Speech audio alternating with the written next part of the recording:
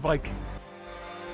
The very name conjures up images of hit-and-run raids from across the water. But in 865 AD, the Vikings came not just to raid, but to conquer. So exciting, this might be the first evidence of a Viking winter camp in Britain. This was an army, and it would change Britain forever, laying siege to towns and killing kings. Edmund at that point is still alive, he's unchanged from the tree, and he is beheaded. In this programme, I join bioarchaeologist Kat Jarman as we go in search of the traces left behind by this conquering Viking army.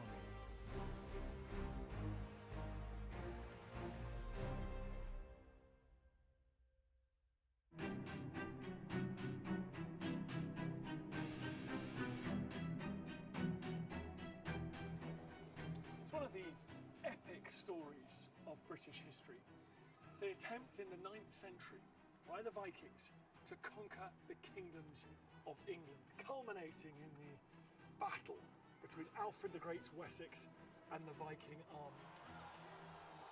I'm going to go on a journey across the country with the Viking expert Dr. Kat Jarman, and together we're going to be in the footsteps of what contemporaries called a great heathen army.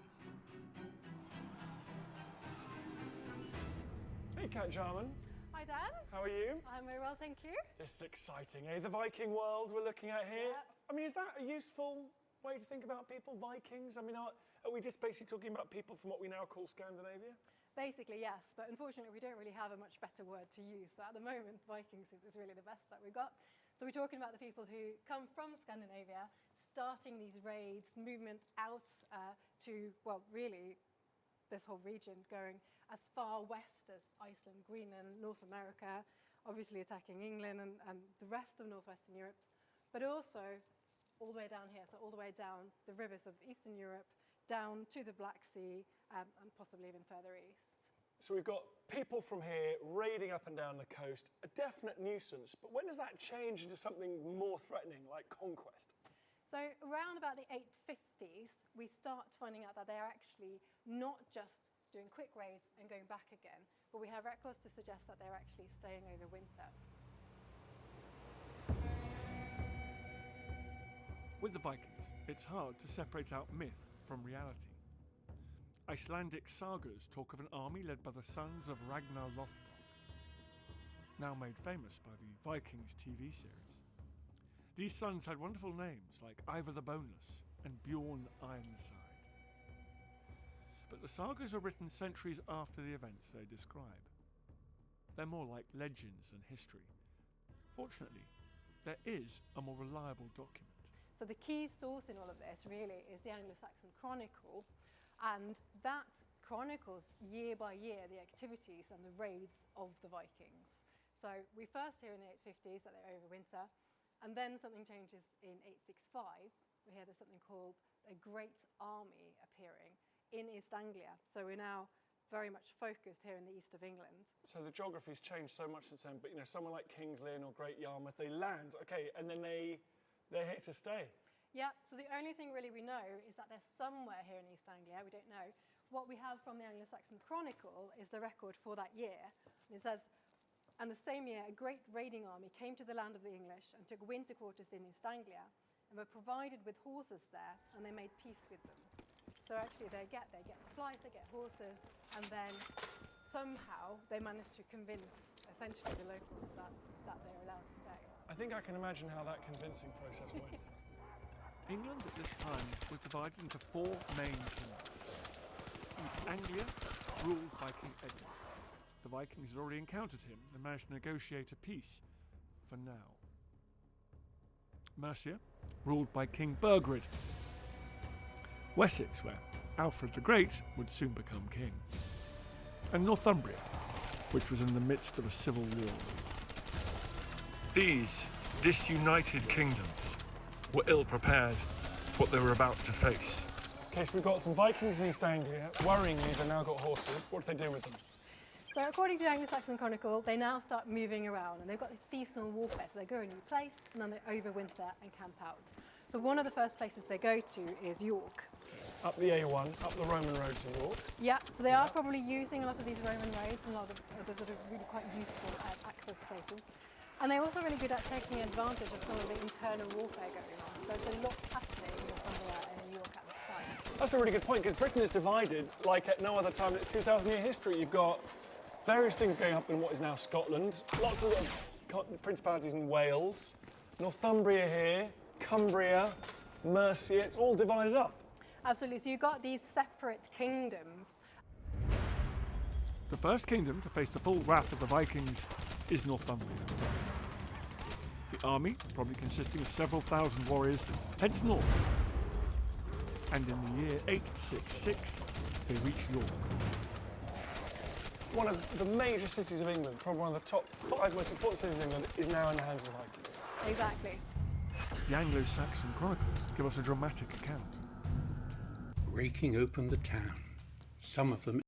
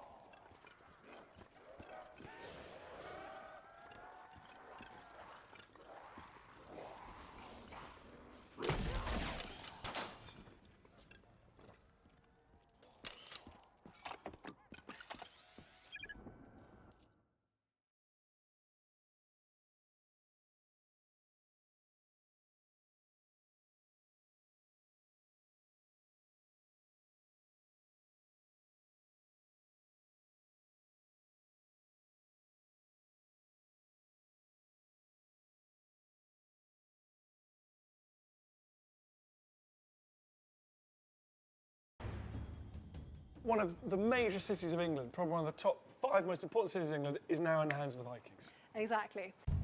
The Anglo-Saxon chronicles give us a dramatic account. Breaking open the town, some of them entered in. Then there was an immense slaughter of the Northumbrians, some within and some without. Both the kings were slain on the spot. But although the history tells us that the great heathen army was here, no traces of that army have ever been found. But in 870, the Vikings leave York and return to East Anglia. And here we can finally pick up the trail of the great heathen army. I love this place. We're in Thetford, little nondescript market town in Norfolk, but look at this place, unbelievable. It's a gigantic Iron Age and Norman fortification. Yeah, and what's so exciting here is that this may well be that first place where we've got the documentary evidence for a Viking camp and possibly also some archaeology. No way, we can see why. I mean, you've got the giant Iron Age fortifications, ramparts. You've got a later Norman motte in the middle, so the Iron Age tribes thought this place was important. The Normans certainly did, so Vikings may well have done as well. Yeah, I think that's part of the key. It's finding those places that made sense for a lot of people, and they would have made a lot of sense for the Vikings as well. So we're quite close to the North Sea here. When do you reckon the Vikings head inland and set up camp here? Well, we definitely know that they came to Thetford in the 869 to 870 overwintering, but we know in 865 that they were in East Anglia as well, and it's quite possible that this was the same location that they came to that first year. We just don't have the evidence for it yet. But quite often, it would make sense to come back to the same location later on. This could be the place where they met King Edmund, they asked those horses, and they set off into the heart of Britain. Quite possibly. Right, let's head up to the old Norman motte, take a look.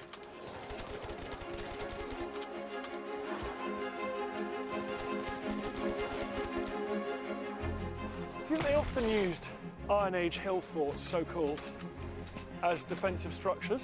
Quite possibly. So all we really know is from the records that they certainly had fortifications, and it would make an awful lot of sense to use something that was already there, something that was ready-made essentially, rather than making your own.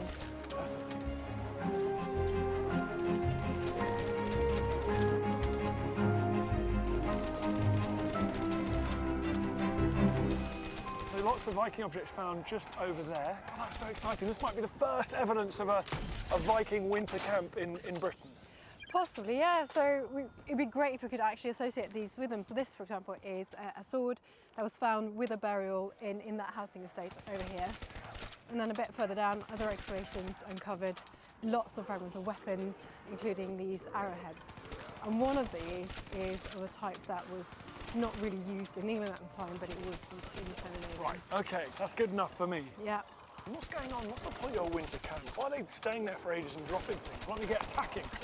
Yeah, this seems to be a very deliberate strategy, and what the reason for that really is that you have some time to catch up, to repair your weapons, to repair your ships if you've got a ship army as well, get any resources that you need. And as we well know, winter is not the nicest time to drag a force of thousands through the muddy English landscape. Yeah, the roads, the tracks turn into exactly. miles. So it makes sense for an awful lot of reasons, and you sort of regroup. Maybe you get new people joining the force. The reinforcements could come in from Scandinavia. The North Sea coast is really pretty close to it. Yeah, absolutely. And we know from those records in the Anglo-Saxon Chronicle that there are several points when the Great Army gets reinforcements, so several forces join it, and so they get strengthened and for whatever purpose. This is so different to the Vikings that have just come to raid and then go home again. This feels like the beginnings of, well, occupation. Do you think this is temporary, or is this something more permanent? We know that some of it is temporary, so they have these camps and they move around the country, but actually there's quite a lot of evidence that this is the first stage of a settlement process. So some of them clearly do stay and they intend to leave something permanent behind and have essentially a new life here. This is the beginning of the Viking conquest. Absolutely. And in the forest not far away, Kat thinks there might be evidence of that more permanent Viking presence. So you haven't been here before? No, this is the first time, but I've wanted to come a very long time. Why do you think there's Viking activity in this terrain here? We're not very far from Thetford here, but in 1857 some workmen found a Viking grave, or possibly a Viking double grave, really close to here in Santon Downham. That's just around the corner. We know we've got camps. And then what's really interesting is if you look at the maps, there's actually an awful lot of mounds in this area, and nobody's really looked at those. There is a chance that some of those could be Viking as So well. we're looking for mounds in here. See that? There's a huge. Should we try and have it? Should we go off road here? Should we go and check this out? The maps, there are maps show that definitely in this area.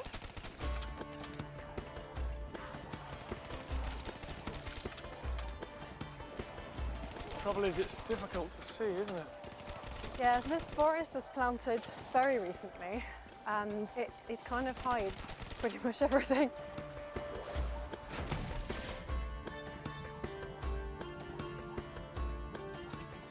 Yeah, I think this might be it.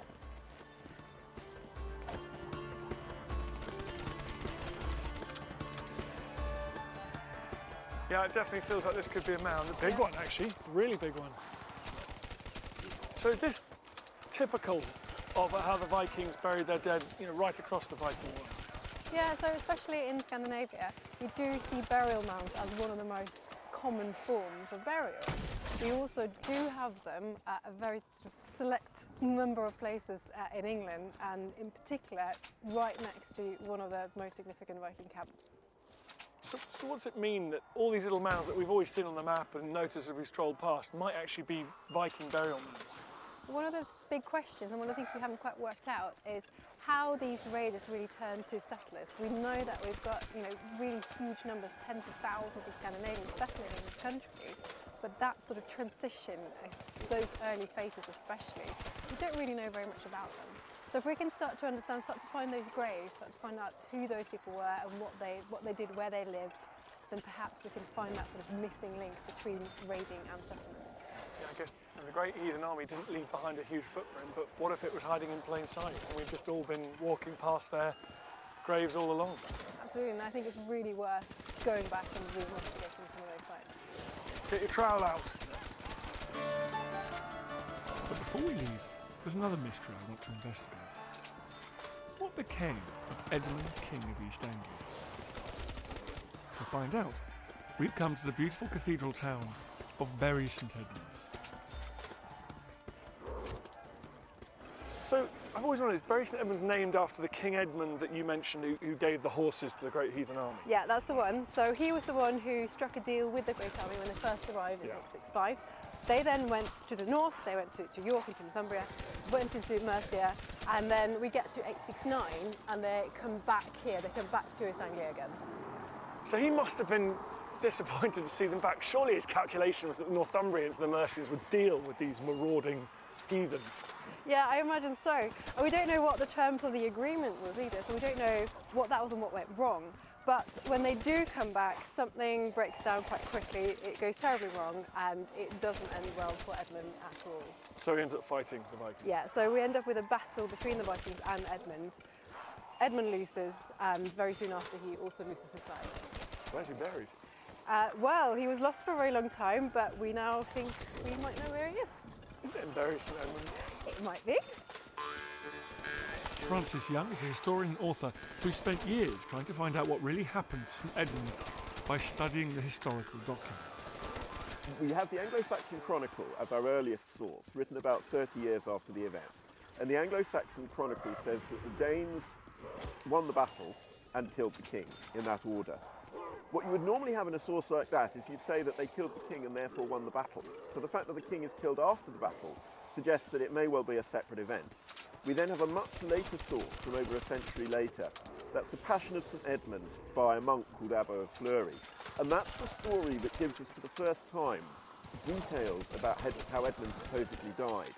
That the Danes actually capture him not at the battle, but fleeing away from the battle at a place called Hegelsdune. We don't know where that was, but somewhere in his kingdom at a royal estate. And at Hegelsdune, a debate takes place in which Edmund decides that he's not going to rule as a puppet king under these heathens unless they convert to Christianity. When they then refuse to convert to Christianity, when they capture him, he then says, well, I would rather die for Christ. And so that's when he is beaten, he is chained up, he's tied to a tree. The Danes then use him as target practice for their archers. Edmund at that point is still alive, he's unchained from the tree, and he is beheaded. And his head, as a final act of ignominy, is thrown into the bushes so that his followers can't find it again. Edmund's body is simply left by the Vikings. The local people come and they take his headless body and they bury it nearby. But what then happens is, according to the hagiography, the miracle account, is we have this extraordinary story about how his followers, sometime afterwards, are searching in the undergrowth trying to find that head. And they hear a voice shouting very clearly, "Here, here, here!" And they don't know who it is who's shouting, and they follow the voice, and they find, in a clearing in the woods, a gigantic wolf holding between its paws the severed head of the king, which is undecayed, and as it was when it was beheaded. And it's the head itself that, according to this account, God has given miraculous power to shout and find its location. They then take the head back to the body, the wolf following, which has become tame by another miracle, and then the body is exhumed, the head is attached to the body, both parts of the body are incorrupt, have not decayed, and the head and body miraculously reunite, leaving only a thin red line to mark where the martyr had been killed. And yeah, one of the miracle accounts that comes back again and again with Edmund is the idea that his body does not decay, it is an incorrupt form. Soon, the martyred king became the focus of a religious community. And an imposing place of worship was built in his honour, St. Edmund's Abbey.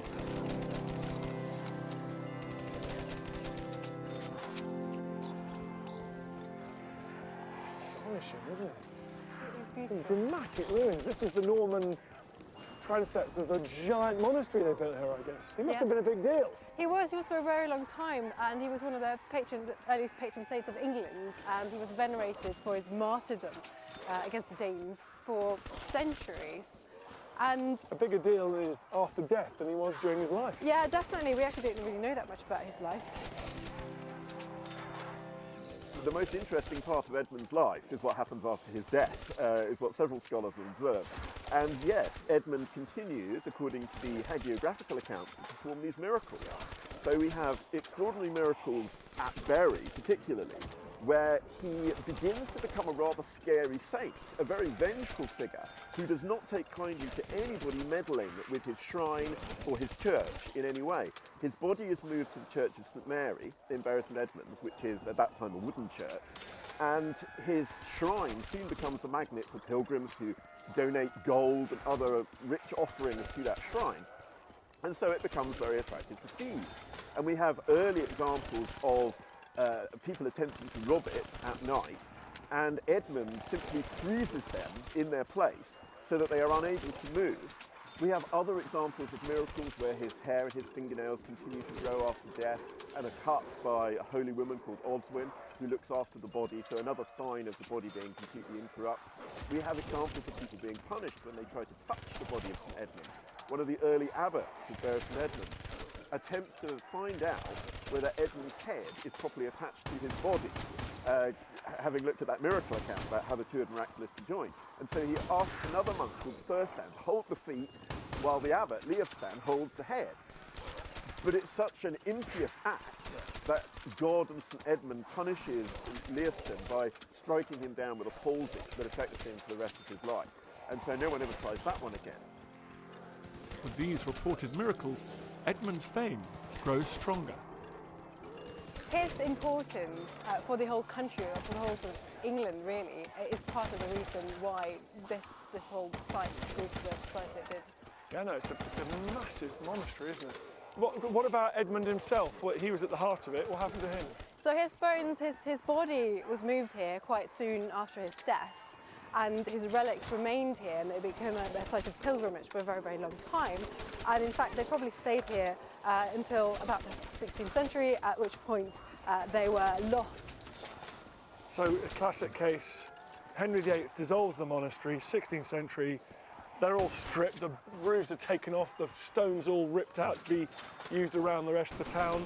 And the old kings of England, like in Winchester, they're all sort of scattered to the wind. Yeah, so we don't know exactly what's happened, but clearly they disappear. So for a very, very long time, the bones of Edmund were completely lost. But now we think that we might know where he might be. It's very unlikely that the body of Edmund was destroyed. Bodies of saints were not generally destroyed. There's one possible exception to that, which is Thomas Becket. But in the case of Edmund, as a royal king, his body would have been treated with some degree of decency and respect. And in fact, it's very likely it would have been left up to the monks. We have a later source from the 17th century which claims to be an account of how a grandfather of a 17th century monk in France had been a monk of Bury St Edmunds, and that grandfather monk, who had children after he ceased to be a monk after the Dissolution, that he was responsible with a number of other monks for taking the body of St Edmund, placing it in a great iron chest and putting it somewhere in the Abbey precinct. And that's the only account that we have. It doesn't go into any more detail than that. So all we can say is that this account may be reliable. It's the oldest account that we have, but it gives us a hint of what may possibly have occurred.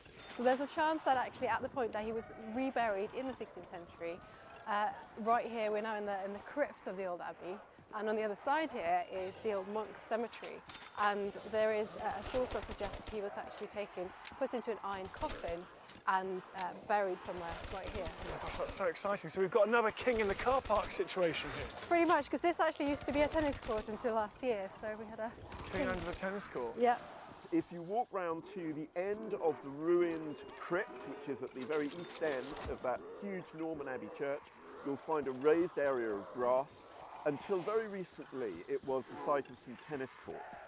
However, today those tennis courts have been cleared away, and we hope that at some point in the fairly near future, there will be some sort of archaeological investigation into that area, not only to potentially look for St Edmund, but also to look at those monastic burials, which have never been investigated.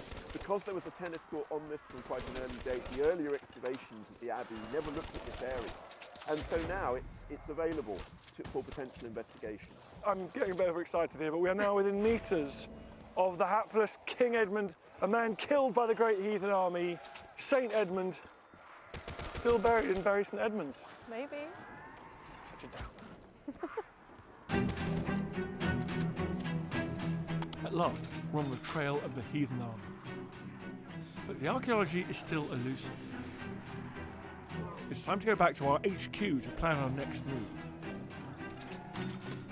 So we realise it is hard to find the archaeological or physical footprints of this great heathen army. It's so tantalising, isn't it? Because we've got little fragments of information. Yeah, so especially in that early phase, we've got so little evidence, so it is really, really difficult. And it gets even worse because we have all these battles referred to. So when they move on from East Anglia, they actually go to Readings, and that year there's an awful lot of battles. There's sort of 7, 8, 9 different battles happening, but we haven't found any of them. So we don't know where they were, even though the Anglo-Saxon Chronicle actually explains that thousands die. We still don't know. Battlefields, I can imagine, are really difficult to find. Sometimes the action might only be, well, minutes long, possibly a couple of hours. But the camps where they're spending their winter, they're dropping more stuff there, surely. They're doing more earth moving. It must be a bit easier. Yeah, so quite early on, a lot of the hunt for these camps was in looking for fortifications. The Anglo-Saxon Chronicle often mentions that they have fortifications. So great big earthworks you should be able to see, right? So that was a lot of the early search. But then more recently, new methods have shown that actually there are different methods. They didn't always go with earthworks. And in fact, exactly what you say, that the objects that are being dropped, the sort of random rubbish that they leave behind, is one of the key ways that we've been able to find them. So a really important site is where they go next after Reading. So that's Torksey in Lincolnshire. So if we try and find it just about here. Wow, there's a very distinctive bend in the river there. Yeah, so as you can see, it's really wide. It's really easy to get down from the Humber by boat. And what happened here was that quite recently, a lot of metal detecting finds were discovered in exactly these fields, so right by the sort of bend in the river.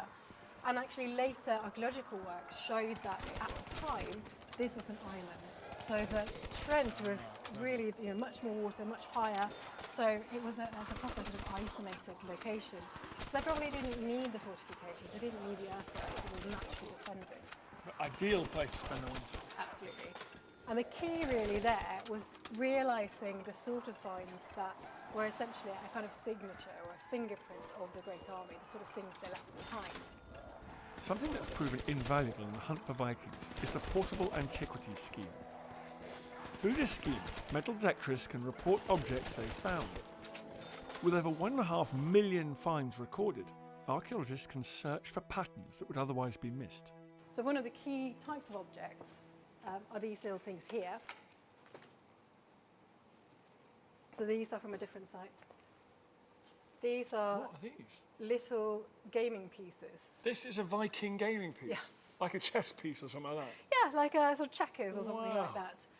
And they found them in really, really huge numbers at Torksey, along with various other types of artifacts that we know are very specific to the Vikings. So it's things like weights from trading and weighing systems as well. And later archaeological Hey work is trackers, also how's it going? like ship nails coming up there. So all of this now essentially has become our sort of fingerprint, as it were, for searching for the Great Army. So this site and the work done here really revolutionised the search, and we've been able to use that now to look at the rest of the country. So when metal detectorists elsewhere in the country are turning up these kind of objects, you're like, Great Heathen Army. Yeah, pretty much seems so. We don't know how long they are being used for, but it seems like Torksey is the first place that they definitely start. How's work going, So Mr. looking at the Trackers? distribution, we can then start to look at the patterns. Yeah, I don't want to drop that priceless Viking artefact. It makes me very nervous. Right, where are we going after Torksey then? Where does the Great Heathen Army go now? Does it follow the Trent into the heart of England? Absolutely. So now, this year, apparently they make peace with the Mercians. So now we're looking at the Kingdom of Mercia. And it seems that after this point, they are looking for the jewel in the crown of the Mercian Kingdom, which is the site of Repton. The jewel in the crown. That sounds like a must visit. It's back on the road to Repton in Derbyshire.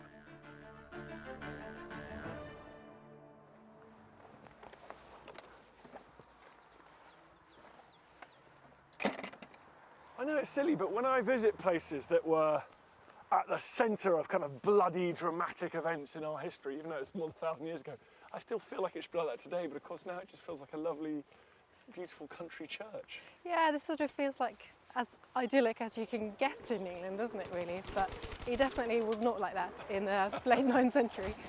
It was an important place, not the Vikings obviously had a huge impact here, but it was an important place well before they arrived. In fact, that's what they were doing here, I guess. Yeah, absolutely. So even before the Viking Age, this was one of the most significant sites really in the Kingdom of Mercia. This was of royal, ecclesiastical, religious importance. There was a very wealthy monastery here dating back probably as early as the 7th century. Does any of that fabric still remain, or was it all smashed up by the Vikings? So we know definitely some of it was destroyed by the Vikings, but there is a part that still remains, that the crypt. In this, most of the churches is very modern, but there are still. You're the only person I know, Kat, who refers to very modern as the 14th century. Yeah, well, you know, anything after the turn of the millennium is pretty much modern to me. Which millennium?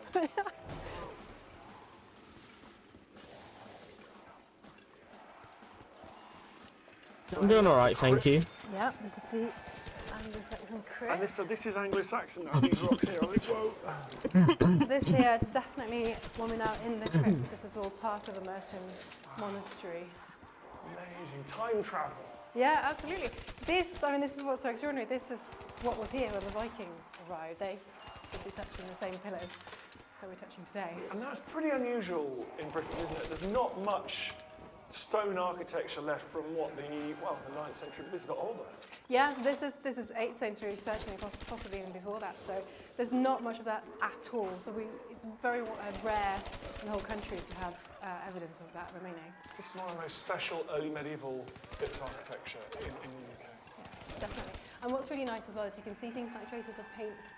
So if you It's all imagine been it, coloured. yeah, imagine it really vividly coloured, full of jewels, glittering gold candles. It must have been such an atmospheric place. I mean, it's special today, but more than 1,000 years ago, even more so. And so this is where Mercia, which had been one of the most powerful Anglo-Saxon kingdom for periods, buried its kings. I mean, this was the holiest of the holy.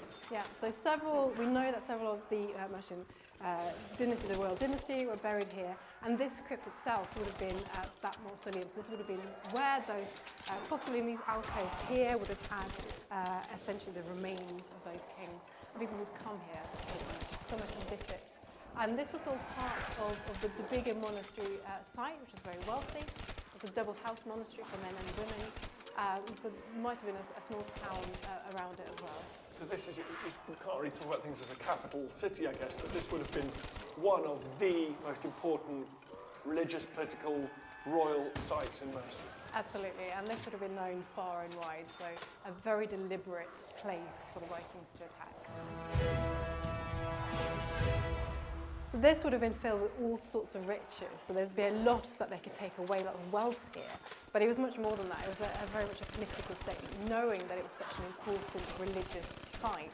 If you come and take that, then you're making a really big statement. It's like the Soviets sticking their kind of hammer and sickle flag on the Reichstag in 1945. What an amazing moment. We know about the Viking presence here thanks to the extraordinary investigations done here by Professor Martin Biddle and his late wife, Beate Scholby Biddle. In 1974, we started to dig beside the crypt, and very early on we got dating evidence, and then we found an enormous ditch. I mean, a whopper right beside the church. And if you can imagine, the church was there, the sort of angle of the church. The ditch was there. They were corner to corner. And this was, I mean, this is 4 meters deep. Goodness knows how wide. We only got part of it. And we started to think, and we looked at the kind of pottery, not much, that was coming out of it. And it came to us that there was only one thing this could be. It would be part of the Viking winter camp of 873 to 4, that, of course, we know about from the Anglo-Saxon Chronicle. And Martin Biddle and his team didn't only find the ditch around the church, they found other evidence that proves the Vikings were here. So what else have you found at this site? So in addition to the ditch and all of that, the archaeologists excavating here in the 1970s and 80s found a lot of burials, and some of them were definitely Scandinavian or Viking burials, and actually they are right here, some of the most important right ones. here? Yeah, so we're just going to try and work out exactly where we are. So looking at the map and the plan. So this is the church as it is, that's the crypt. Yeah. 7 and 8, this is the most They're important. right in here, aren't they? Yeah, this spot that we're standing on now is probably the most, well, the best known and most significant Viking grave in all of England. This was where we had the so-called Repton warrior buried, and a younger man. He was buried with a lot of objects, which is a typical Scandinavian burial rite, with being buried with objects around you. That included a sword along his side, a Viking sword. He had a Thor's hammer around his neck. Yes, Thor's hammer around his neck. Yeah. The guy's a Viking. Precisely. So that's the sort of most obvious part of it. He had lots of other smaller objects, but he also had some really, really severe injuries on his body. So we could be pretty confident. I mean, it's difficult to say this idea of whether somebody's a warrior. It's really hard, even if you're buried with weapons. Doesn't necessarily mean that. But the severity of his injuries, he must have died in battle. And he was terribly wounded or killed in battle and brought back here to this sacred royal space to be buried. Absolutely. So he was here, there was a younger man next to him, and we actually now know through DNA analysis that they were related. So they were father and son. They were essentially buried side by side, and on top of them were lots of stones, a sort of rectangular stone setting, which included smashed up pieces of beautiful carved Anglo-Saxon crosses. So here you have what seems to be a pagan burial with weapons with Thor's hammer and with essentially the evidence of that smashed up monastery right on top. Anything else on the body you want to tell me about? Well, there is I know exactly what you're asking about. He had some quite severe injuries, as I said. One of them was a very big wound to his left femur, his left thigh bone, almost certainly made by an axe because it was a properly big V-shaped cut.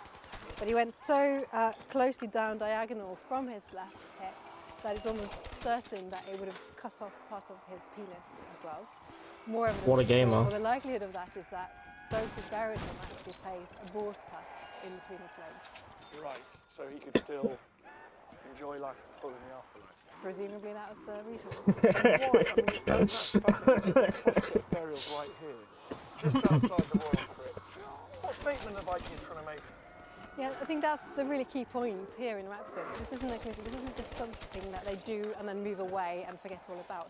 They are using burial, those funerary rites, as a very political statement, saying this is where you used to have your royals, your most important people, but now we're in control, we're in charge, and these are our important dead. So now we have that link that we can show even the next generation that this is now essentially Scandinavian culture. And an even more dramatic burial is to be found next door. So we come to the vicarage garden just next to the church now. More evidence here, is there? Yeah, so this is another one of those locations, in fact if we go over here, where one of those discoveries was made in the 1980s. Back in the 80s there was a mound here. Okay. And that mound had been known about for a very long time. In fact, it had been dug into by antiquarians. Pesky antiquarians. Yeah, absolutely. They dug holes into it. And in fact, there's a record that dates to the early 1700s of somebody who'd been asked by the lady of the manor, there's a manor house that used to be behind us here, to investigate hillocks in the garden. And this workman had dug into it and found this huge deposit of bones. There was a central skeleton, 9 foot tall, surrounded by the bodies of 100 humane skeletons, apparently. But the lady of the manor was so horrified by this that she just ordered to cover it all up again. So back in the 1980s, this was excavated again, this mound, and they actually found that bone deposit. It was inside a building, so it was inside a 2-celled stone building, which again was part of that same monastery, same period that the crypt was from, just basically right where we're standing now. And it's just full of bones. So there was one compartment was full of bones. They identified almost 300 individuals, all crammed into that single space. I'm a fucking idiot. I didn't stall. I didn't. Oh So my there's quite a few clues god! I didn't fucking stall round the bend. What? I'm a fucking idiot. What absolute tart. Oh, what the fuck did I do that for? Whoa, whoa, whoa, whoa, whoa, whoa, whoa, whoa, whoa, whoa.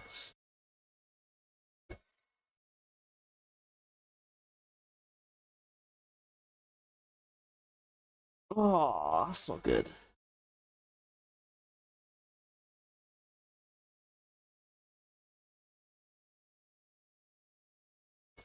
What a tit!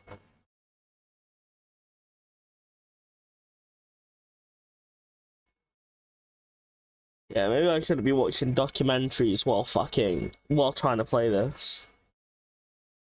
Fuck me. Oh, what a twat. Oh, that's a really awkward place to go down as well. Yeah, look at all fucking nonsense up there.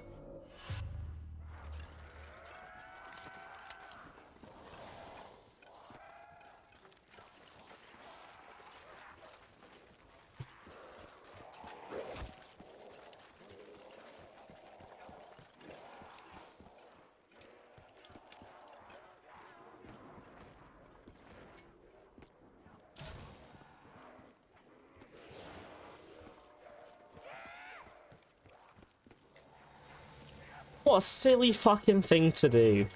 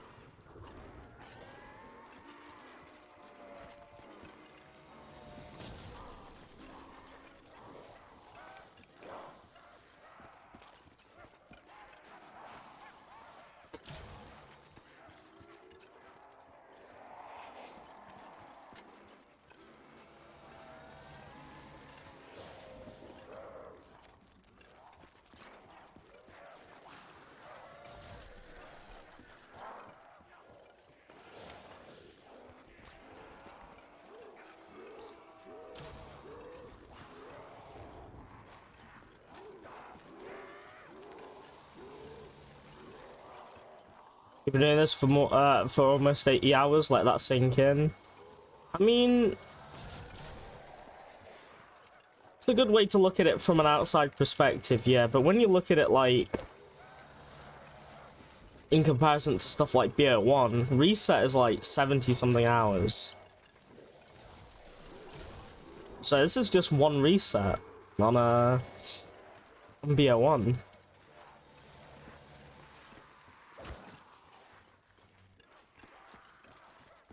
I think it's more of a shit case to make is the fact that I'm 80 hours in and I'm only around 150.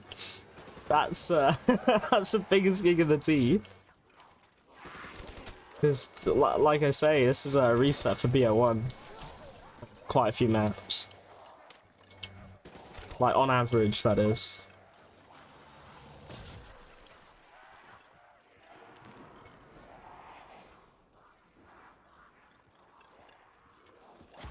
Why am I still fucking looking at the documentary? It's not even on! It's not even on! What am I doing? What am I doing? What am I doing? What am I doing? Oh, I'm fucking batshit.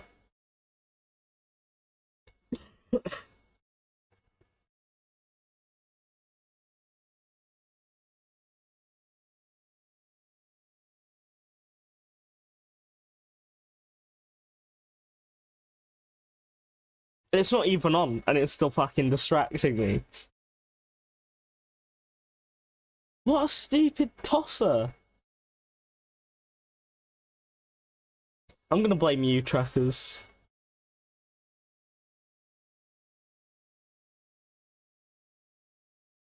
You're laughing at me. Plus, it's, you know, you're an easy target, innit? So, you know.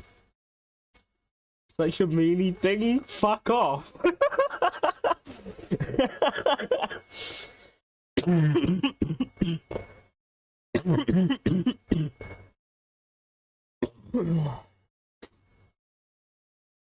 Ba-dum. Ba-da-da-da-da-da-da-dum.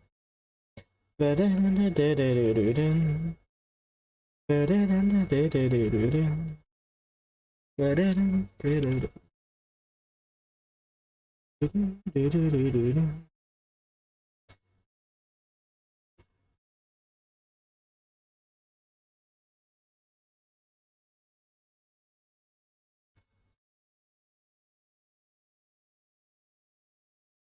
Bum. Ba-bum. Ba-ba-ba-ba-bum.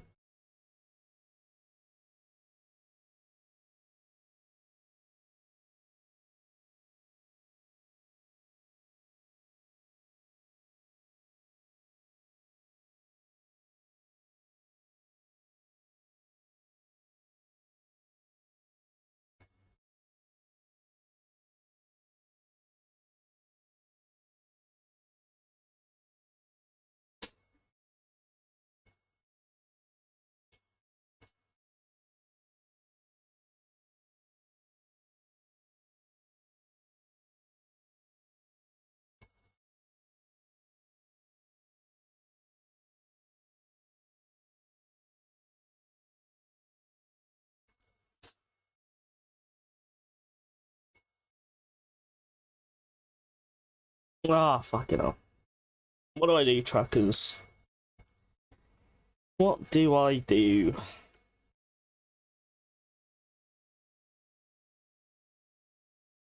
Do I play music? Do I listen to an audiobook? Or do I keep trying to watch this and hope that it doesn't kill me?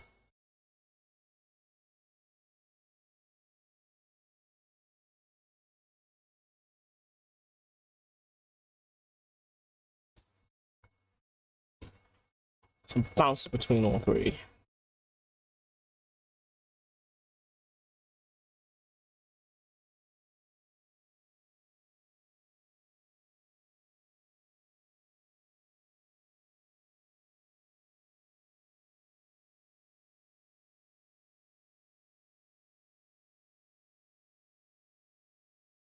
Play?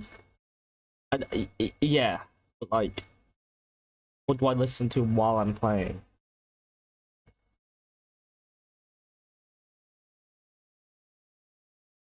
Because if I just play, I will lose my sanity.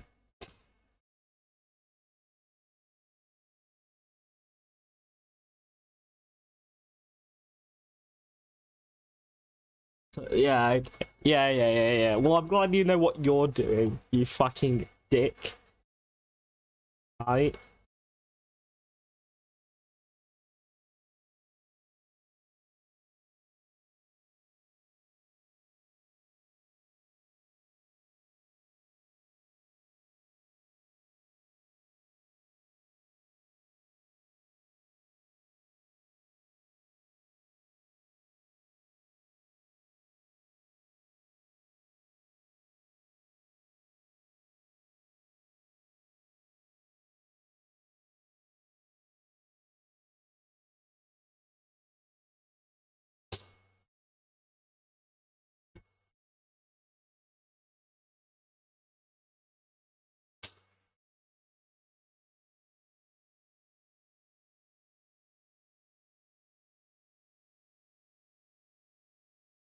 Bum, bum, bum, bum, bum, bum.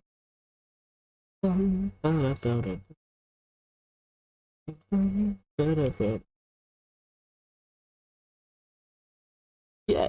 Yeah.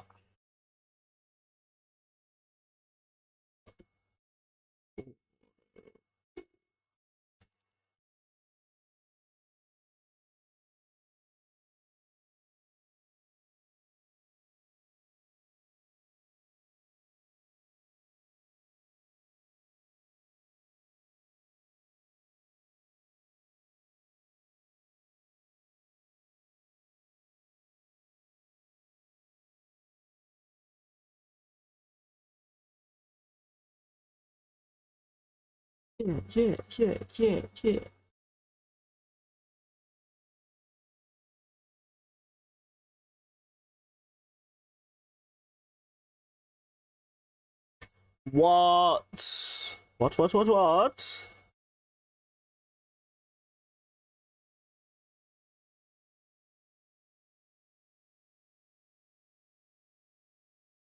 Lamau?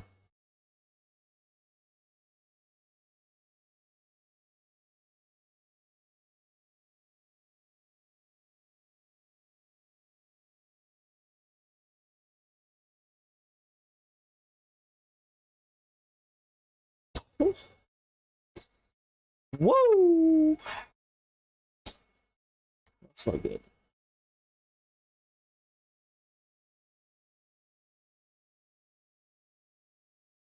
Oh, looks like I know what I'm doing.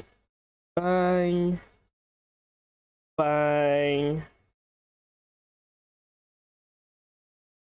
Bang. Bang, bang. Bang.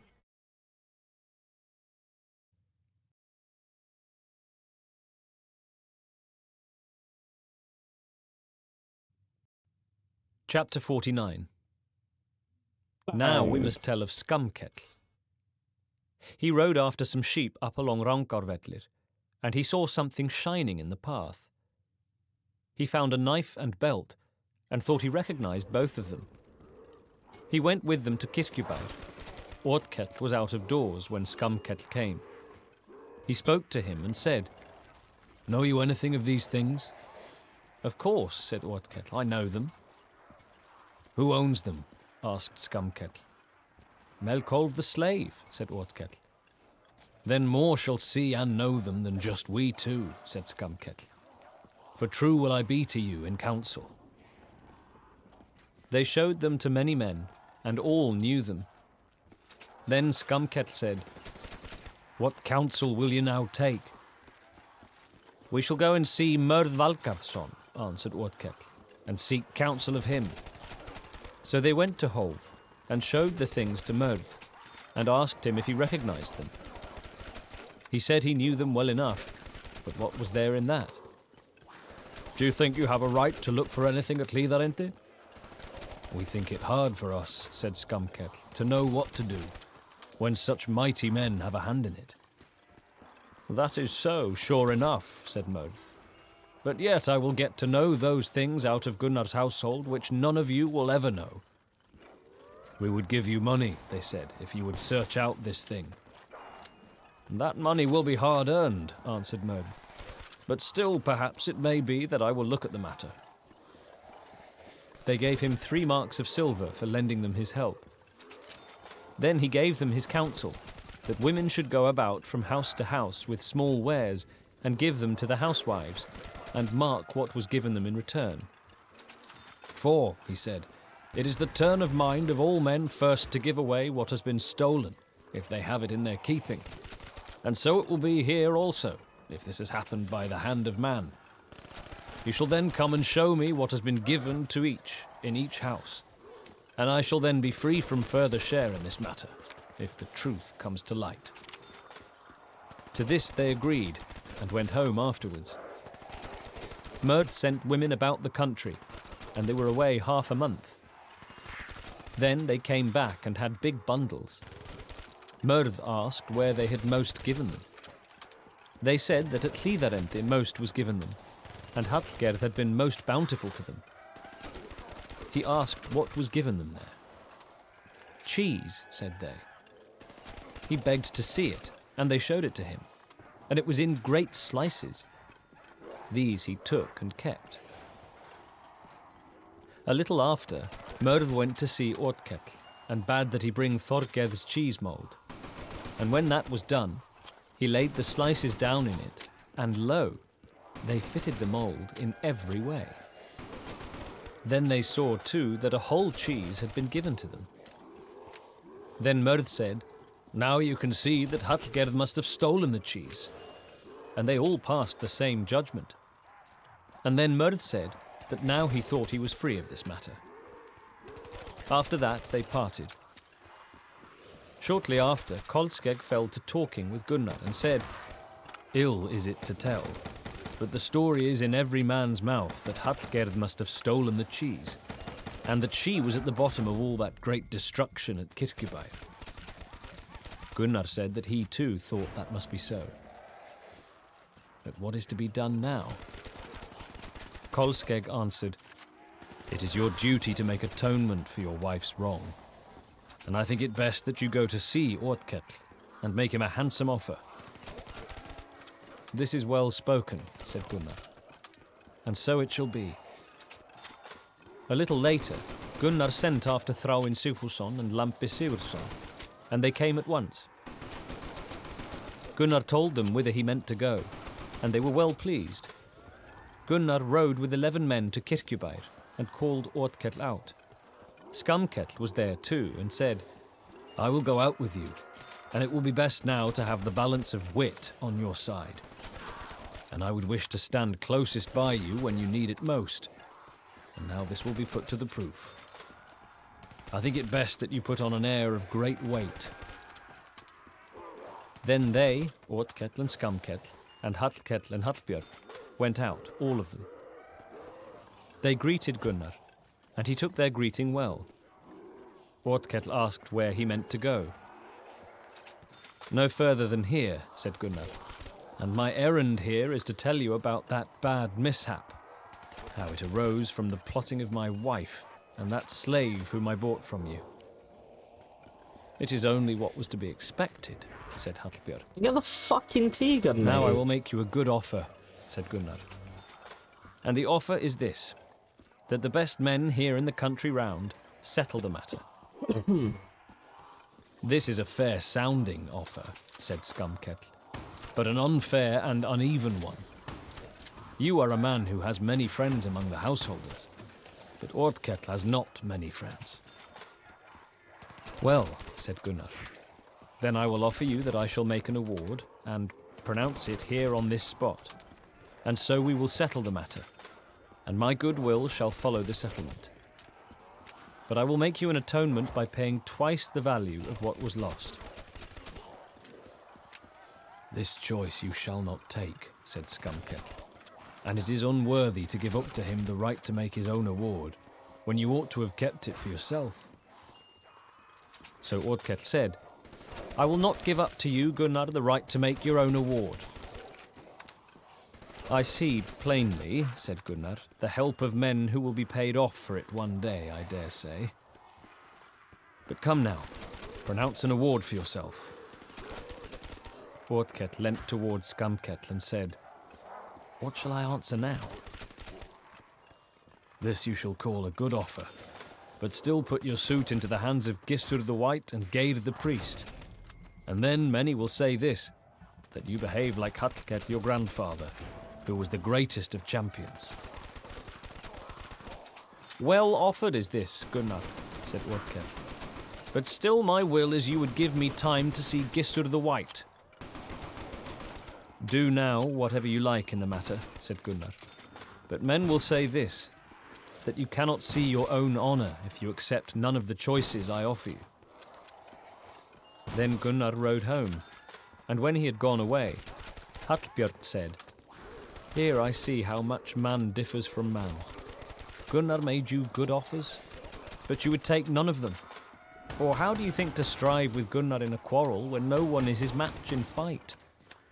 But now he is still so kind-hearted a man that it may be he will let these offers stand, though you are only ready to take them afterwards. I think it is best that you go to see Gissur the White and Geir the Priest now, this very hour. Oddkell let them bring his horse, and made ready in every way. Oddkell was not sharp-sighted, and Skamkell walked on the way along with him, and said to Oddkell, I thought it strange that your brother would not take this burden from you, and now I will make you an offer to go instead of you, for I know that the journey is irksome to you. I will take that offer, said Oddkell, but take care to be as truthful as you can. So it shall be, said Skamkell. Then Skamkell took his horse and cloak, and Oddkell walked home. Hallbjörn was out of doors and said to Oddkell, Ill is it to have a slave for one's bosom friend, and we shall rue this forever that you have turned back, and it is an unwise step to send the greatest liar on an errand of which one may say that men's lives hang on it. You would be sore afraid, said Oddkell, if Gunnar had his halberd aloft, when you're so scared now. No one knows who will be most afraid then, said Hallbjörn. But this you have to admit, that Gunnar does not lose much time in brandishing his halberd when he is angry. Ah, said Oddkell, you are all of you in favour of yielding but for Skamkell. And then they were both angry. Chapter 50. Skamkell came to Morsfell and repeated all the offers to Gissur. It so seems to me, said Gissur, as though these have been bravely offered. But why took he not these offers? The chief cause was, answered Skamkell, that all wished to show you honour, and that was why he waited for your utterance. Besides, that is best for all. So Skamkell stayed there the night over, but Gissur sent a man to fetch Geir the priest, and he came there early. Then Gissur told him the story and said, What course is to be taken now? As you no doubt have already made up your mind to make the best of the business for both sides. Now we will let Skamkell tell his tale a second time and see how he repeats it. So they did that, and Gissur said, You must have told this story right. But still I have seen you to be the wickedest of men, and there is no character simply in looks if you turn out well. Skamkell fared home, and rode first to Kirkjubæir and called Oddkell outside. He greeted Skamkell well, and Skamkell brought him the greetings of Gissur and Geir. But about this matter of the suit, he said, there is no need to speak softly. How that it is the will of both Gissur and Geir that this suit should not be settled in a friendly way. They advised that a summons should be set in motion, and that Gunnar should be summoned for having partaken of the goods, and also Hallgerð for stealing them. It shall be done, said Oddkell, in everything as they have given counsel. They thought most of this, said Skamkell, that you had behaved so proudly. But as for me, I made as great a man of you in everything as I could. What the fuck was that? Then Otkell told all this to his brothers, and Hallbjörn said, "This must be the biggest lie." Lol. Now the time went on until the last of the summoning days before the Althing came. Then Otkell called on his brothers and Skamkell to ride on the business of the summons to Hlíðarenda. Hallbjörn said he would go, but said also that they would rue this summoning as time went on. Now they rode 12 of them together to Hlíðarendi. But when they came into the hayfield, there was Gunnar out of doors, and he knew nothing of their coming till they had ridden right up to the house. He did not go indoors then, and Otkell thundered out the summons there and then. But when they had made an end of the summoning, Skamkell said, "Is it all right, master?" "You know that best," said Gunnar, "but I will put you in mind of this journey one of these days, and of your good help." "That will not harm us," said Skamkell, "if your halberd be not aloft." Gunnar was very angry and went indoors and told Kolskegg, and Kolskegg said, "Ill was it that we were not out of doors. They should have come here on the most shameful journey if we had been." "Everything bides its time," said Gunnar, "but this journey will not turn out to their honour." A little later, Gunnar went and told Njáll. "Let it not worry you a bit," said Njáll, "for this will be the greatest honour to you before this thing comes to an end. As for us, we will all back you with counsel and force." Gunnar thanked him and rode home. Otkell rode to the Thing, and his brothers with him, and Skamkell. Chapter 51. Gunnar rode to the Thing along with all the sons of Sigfús. Njáll and his sons too, they all went with Gunnar. And it was said that no band was so well knit and hardy as theirs. Gunnar went one day to the booth of the men from Dalir. Hrút and Höskuld were by the booth, and they greeted Gunnar well. Then Gunnar told them the whole story of the suit up to that time. "What counsel does Njáll give?" asked Hrút. "He bade me seek you brothers," said Gunnar, and said he was sure that he and you would look at the matter in the same light. "He wishes then," said Hrút, "that I should say what I think for kinship's sake, and so it shall be. You shall challenge Gissur the White to single combat on the island if they do not leave the whole award to you to decide. Oh, shit. And Kolskegg shall challenge Geir the priest. Gamer. As for Otkell and his crew, men must be got ready to attack them. And now we have such great strength, all of us together, that you may carry out whatever you will." Gunnar went home to his booth and told Njáll. "Just what I expected," said Njáll. Ulf Örpriest Figure got out wind stop of this dope, plan mate. It's been 40 and some told fucking Gissur, minutes. And Gissur said to Otkell, "Who gave you that counsel that you should summon Gunnar?" "Skamkell told me that was the counsel of both Geir the priest and yourself." "But where is that scoundrel," said Gissur, "who has thus lied?" "He lies sick up at our booth," said Otkell. "May he never rise from his bed," said Gissur. "Now we must all go to see Gunnar and offer him the right to make his own award. But I know not whether he will take that now." Many men spoke ill of Skamkell, and he lay sick all through the Thing. Gissur and his friends went to Gunnar's booth. Their coming was known, and Gunnar was told as he sat in his booth, and then they all went out and stood in array. Gissur the White came first, and after a while he spoke and said, "This is our offer, that you, Gunnar, make your own award in this suit." "Then," said Gunnar, "it was no doubt not from your counsel that I was summoned." 46 minutes. "I gave no such counsel," said Gissur. Break yourself. "Neither I nor Geir." "Then you must clear yourself of this charge by fitting proof." "What proof do you ask?" said Gissur. "That you take an oath," said Gunnar. "That I will do," said Gissur, "if you will take the award into your own hands." That was the offer I made a while ago, said Gunnar. But now, I think, I have a greater matter to pass judgment on. It will not be right to refuse to make your own award, said Njalk. For the greater the matter, the greater the honour in making it. Well, said Gunnar, I will do this to please my friends and decide my award. But I give Ortkell this bit of advice, never to give me cause for quarrel hereafter. Oh, yeah, man. Then Hrut and Höskuld were sent for, and they came thither, and then Gissur the White and Geir the priest took their oaths. But Gunnar made his award, and spoke with no man about it, and afterwards he announced it as follows. This is my award, he said. First, I lay it down that the storehouse must be paid for, and the food that was therein.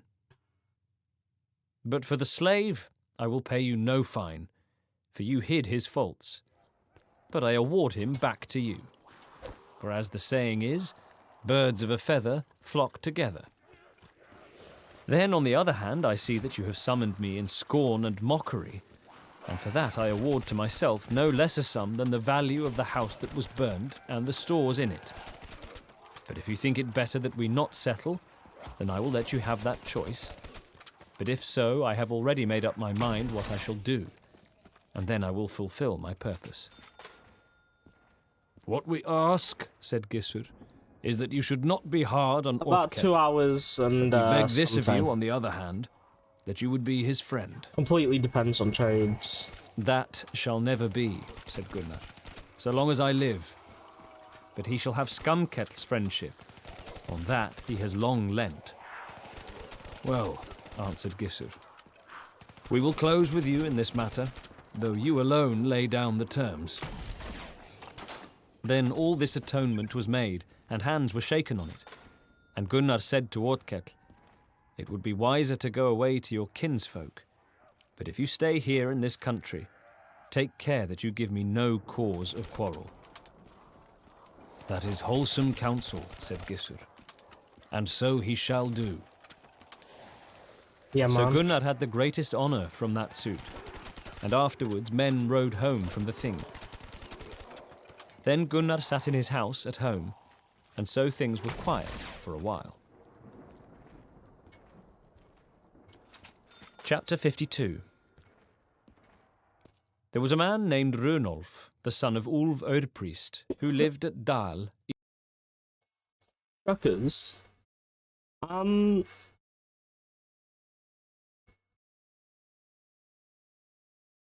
you were listening to the sagas that because you were listening to someone talking about the sagas, right? I think.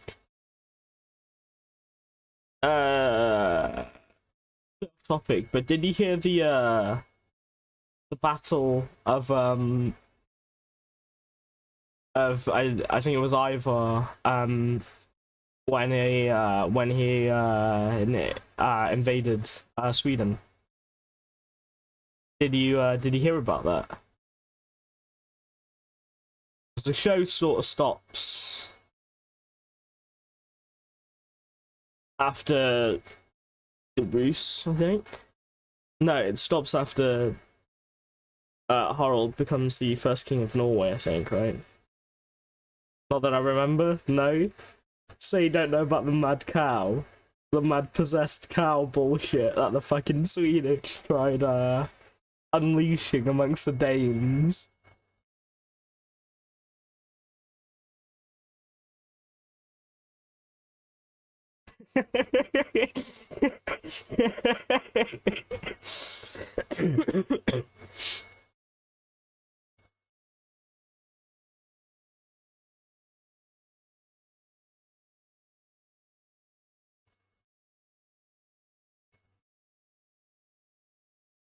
Do you have time to listen to it, or is it a busy day sort of thing?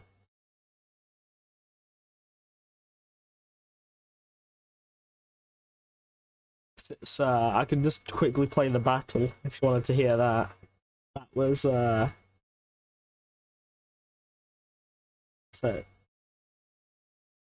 delightful read.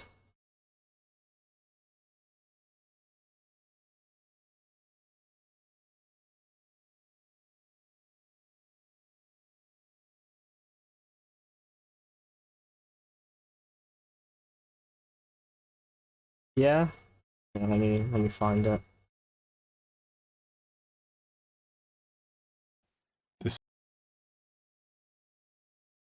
Okay, my screen went blank for a second, and I shit myself. Okay.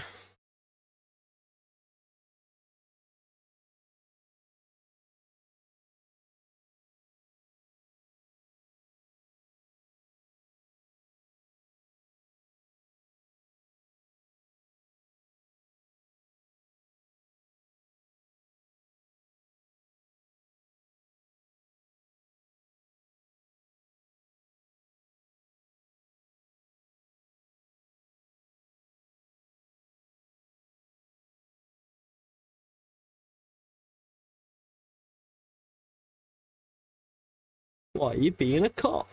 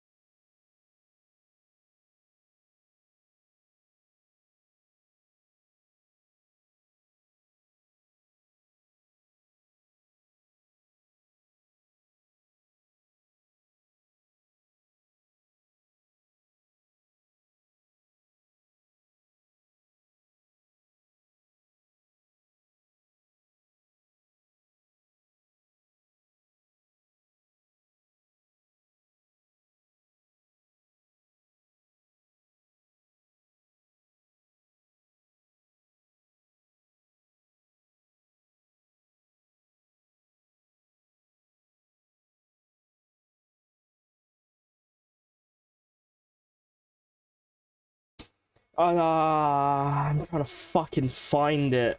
'Cause it doesn't actually tell me chapters, but I think it's around it here.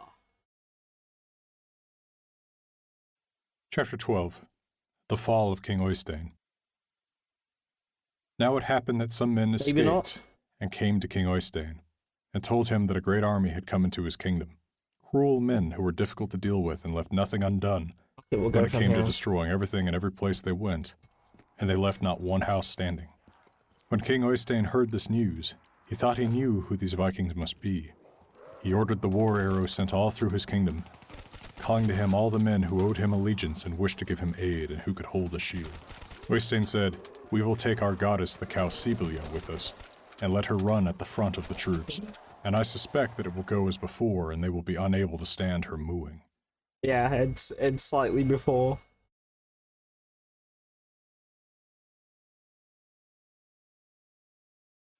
Chapter 11. As a favor to Sigurd. Sigurd Snake-Eye had a foster father, and this man had the ships prepared, and the troops assembled in good order as a favor to Sigurd. And now the work went so swiftly that the troops Sigurd Snake-Eye wanted were made ready after only 3 nights had passed, and he had 5 ships, all of them well outfitted. And after 5 nights had passed, Hvitserk and Bjorn had 14 well-prepared ships. Ivar had 10 ships prepared, and Åslaug had another 10. 7 nights after they had discussed it and promised to make the journey, they all met together and reported to each other how many troops they had collected. Ivar reported that he had also sent a mounted regiment overland. Åslaug said, "If I had thought that troops sent overland might make a difference, I would have sent a large number of them." "Let's not dwell on it," said Ivar. "Let's depart with the troops we've gotten together. Aslaug said that she wished to come with her sons, and then I will see for myself how hard you try to avenge your brothers. Ivar said, "You will certainly not come on our ships, but if you wish, you can lead the troops going overland." Aslaug said that she would do so, and now her name was changed, and she was called Randalin ever after. Each of the divisions now departed, and Ivar told them where to meet. The journey went well for both groups, and they met at the appointed place. And wherever they went in Sweden and the kingdom of King Oystein, they raided and burned everything in their path, and they killed every human being and every other thing that breathed. Fuck the Swedish. Fuck 'em. Woo! Chapter 12. The Fall of King Oystein. Now it happened that some men escaped and came to King Oystein. I thought they mentioned how they possess the like fucking cow. I thought they mentioned it earlier. They probably do. Probably in one of the other chapters. But yeah, anyway. Let's carry on. And told him that a great army had come into his kingdom. Cruel men who were difficult to deal with and left nothing undone when it came to destroying everything in every place they went, and they left not one house standing. When King Oystein heard this news, he thought he knew who these Vikings must be. He ordered the war arrow sent all through his kingdom, calling to him all the men who owed him allegiance and wished to give him aid and who could hold a shield.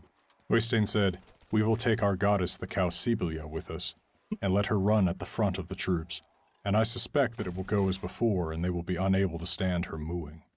I will urge my troops to fight as best they can, and then we will rid ourselves of this large and menacing enemy army." And now his orders were carried out, and Sibelia was let loose. Ivar saw the cow and heard its terrible mooing. He instructed all his troops to make a huge racket with their weapons and shouting, to drown out the noise made by the evil creature coming against them. Ivar told the men carrying him to take him as close to the cow as they could. And when the cow comes at us, throw me onto it, and then either I will lose my life or I will kill the cow. And now take a large tree and make a bow out of it and some arrows. A large bow was made and brought to him together with some big arrows, and his men thought no one else would have been able to use such large weapons. Ivar encouraged each of his men to fight his hardest.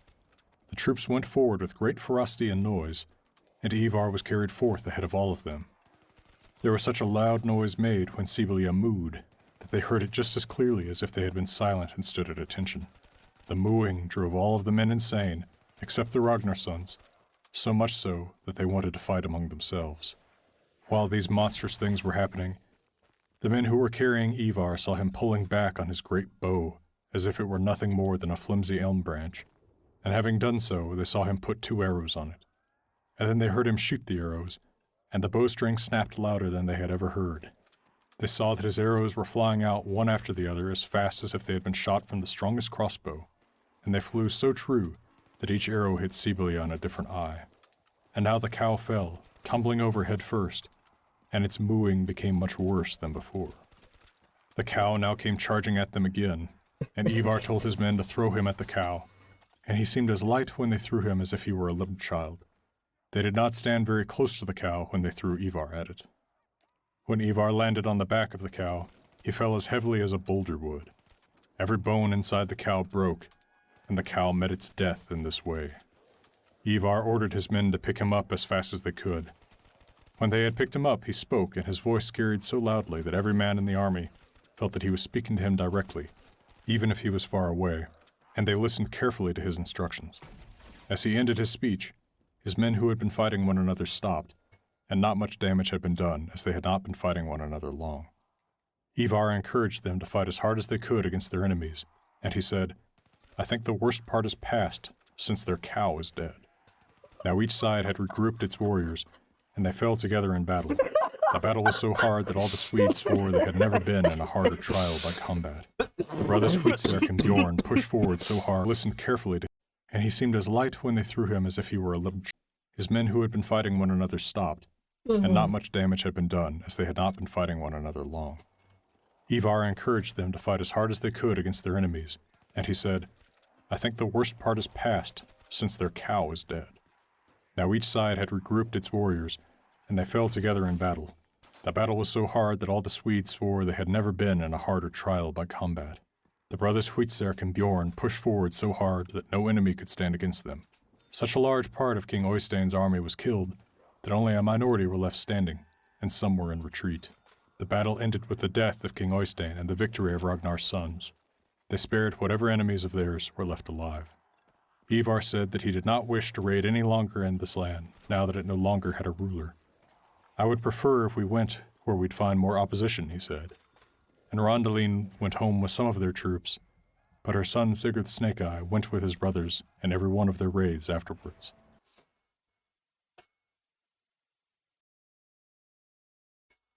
Let me just recap that for you, right? So, all the sons of Ragnar and Aslog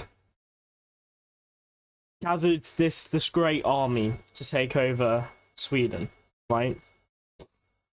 Because the Swedish king was, at the time, it was like starting to become a Christian land. So that, although it doesn't really say it in the saga, that was believed to be the focus as to why they wanted to invade Sweden at the time. Because half it was split into two, and half of it was becoming a Christian state, and half of it was becoming in the was still believing in the sort of the old gods. So that's why they originally invaded it, and yeah. They gathered an entire army from all over Sweden, and I think people from Norway as well, like some Eos from Norway. They came together. It's a great big battle. Then on one side stood the Ragnar sons, right? Just in, you know, like this great big fuck off army. And then on the other side you have this Swedish army. And then in the middle, they set loose a fucking cow. That was meant to be possessed by the devil.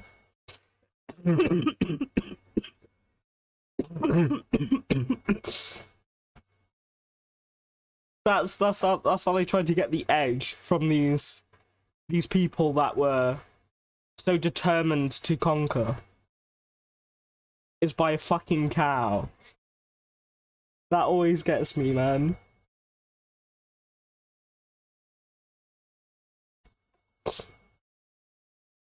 So there you go, there's that little battle for you.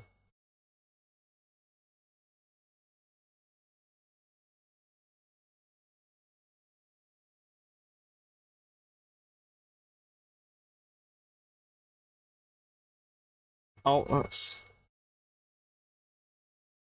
East of Markarfljót. He was... Chapter 52. There was a man named Runolf, the son of Ulf Ørpriest, who lived at Dal, east of Markarfljót. He was Otkell's guest once when he rode from the Thing. Otkell gave him an ox, all black, without a spot of white, 9 winters old. Fucking Runolf cow. thanked him for the gift, and bade him come and see him at home whenever he chose to go. And this bidding stood over for some while, so that he had not paid the visit. Runolf often sent men to him and put him in mind that he ought to come. And he always said he would come, but never went. Otkell had 2 horses, dun-coloured, with a black stripe down the back. They were the best steeds to ride in all the country round, and so fond of each other that whenever one went before, the other ran after him. There was a Norwegian staying with Otkell, whose name was Øydolf. He had set his heart on Signy, Otkell's daughter. Øydolf was a tall man and strong. Chapter 53. It happened the next spring that Otkell said that they would ride east to Dal to pay Runolf a visit, and all showed themselves well pleased at that. Skamkell and his 2 brothers, and Øydolf and 3 more men, went along with Otkell. Otkell rode one of the dun horses, but the other ran loose by his side. They shaped their course east towards Markarfljót, and Ordketl galloped ahead, and the horses raced against each other, and broke away from the path up towards Fljótshlíð. Then Ordketl went faster than he wished, and it happened that Gunnar had gone away from home out of his house all alone, and he had a corn sieve in one hand, but in the other a hand axe. He went down to his seed field and sowed his corn there, and had laid his cloak of fine stuff and his axe down by his side, and so he sowed the corn a while. Now it must be told how Ordketl rode faster than he wanted. He had spurs on his feet, and so he galloped down over the ploughed field, and neither of them saw the other. And just as Gunnar stood upright, Ordketl rode down upon him, and drove one of the spurs into Gunnar's ear, and gave him a great gash, and it immediately bled much. Just then Ordketl's companions rode up. "You may see, all of you," said Gunnar, "that you have drawn my blood, and it is unworthy to go on so. First you have summoned me, but now you tread me underfoot and ride over me." Scumketl said, "Well, master, you were no less angry at the thing when you clutched your halberd." Gunnar said, "When we two next meet, you shall see the halberd."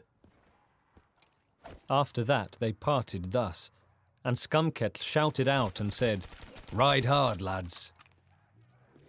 Gunnar went home and said never a word to anyone about what had happened, and no one thought that this wound could have come by a man's doing.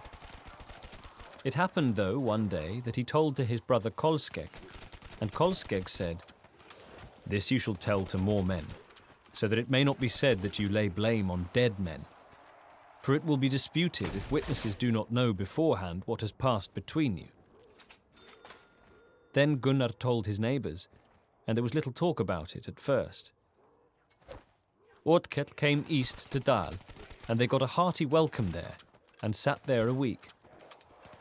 Scumketl told Runolf all about their meeting with Gunnar, and how it had gone off. And one man had happened to ask how Gunnar behaved. "Why," said Scumketl, "if it were a low-born man, it would have been said that he had wept." "Such things are ill-spoken," said Runolf. "And when you two next meet, you will have to admit that there is no voice of weeping in his nature, and it will be well if better men have not to pay for your spite. Now it seems to me best, when you wish to go home, that I should go with you, for Gunnar will do me no harm." "I will not have that," said Ordketl, "but I will ride across the river lower down."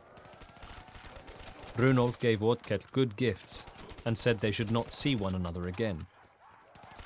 Ordketl bade him then to bear his sons in mind if things turned out so.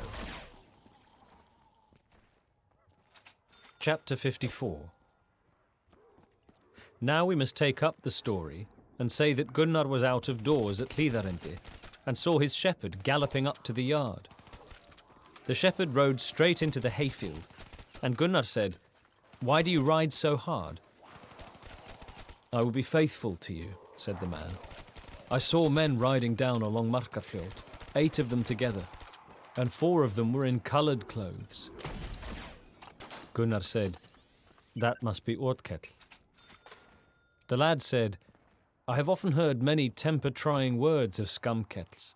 For Scumketl spoke over there at Dal and said that you shed tears when they rode over you. But I tell it you because I cannot bear to listen to such speech from worthless men." "We must not be sick of their words," said Gunnar. "But from this day forth you shall do no other work than what you choose for yourself." "Shall I say anything of this to Kolskegg, your brother?" asked the shepherd. "Go and sleep," said Gunnar. "I will tell Kolskegg." The lad laid himself down and fell asleep at once. But Gunnar took the shepherd's horse and laid his saddle on him. He took his shield and girded himself with his sword, Ölvir's gift.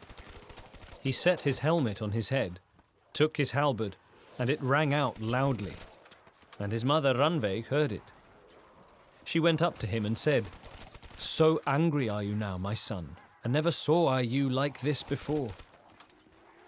Gunnar went out and drove the butt of his spear into the earth and threw himself into the saddle and rode away. His mother, Randveig, went into the sitting room, where there was a great noise of talking. "You speak loud," she said, "but yet the halberd gave a louder sound when Gunnar went out." Kolskegg heard what she said and spoke. "This means no small tidings." "That is well," said Hallgerð.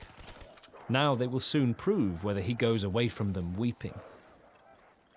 Kolskegg took his weapons and sought him a horse, and rode after Gunnar as fast as he could. Gunnar rode across Akratunga and so to Geilastofnar, and thence to Rangárvellir, and down the stream to the ford at Hov. There were some women at the milking post there. Gunnar jumped off his horse and tied him up. By this time the others were riding up towards him. There were flat stones covered with mud in the path that led down to the ford. Gunnar called out to them and said, "Now is the time to guard yourselves. Here now is the halberd, and here now you will put it to the proof whether I shed one tear for all of you." Then they, all of them, sprang off their horses' backs and made towards Gunnar. Hallbjörn was the foremost. "Do not attack me," said Gunnar. "You last of all would I harm, but I will spare no one if I have to fight to my life." "That I cannot do," said Hallbjörn. "You will strive to kill my brother for all that, and it is shameful if I sit idly by." And as he said this, he thrust at Gunnar with a great spear which he held in both hands. Gunnar threw his shield before the blow, but Hallbjörn pierced the shield through. Gunnar thrust the shield down so hard that it stood fast in the earth, but he brandished his sword so quickly that no eye could follow it, and he made a blow with the sword, and it fell on Hallbjörn's arm above the wrist, so that it cut it off. Skamkell ran behind Gunnar's back and made a blow at him with a great axe.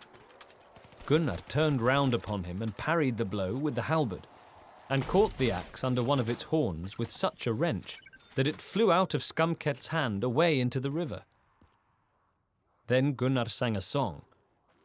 "Once you asked, foolish fellow, of this man, this sea-horse racer, when as fast as feet could foot it, forth you fled from farm of mine, whether that were rightly summoned.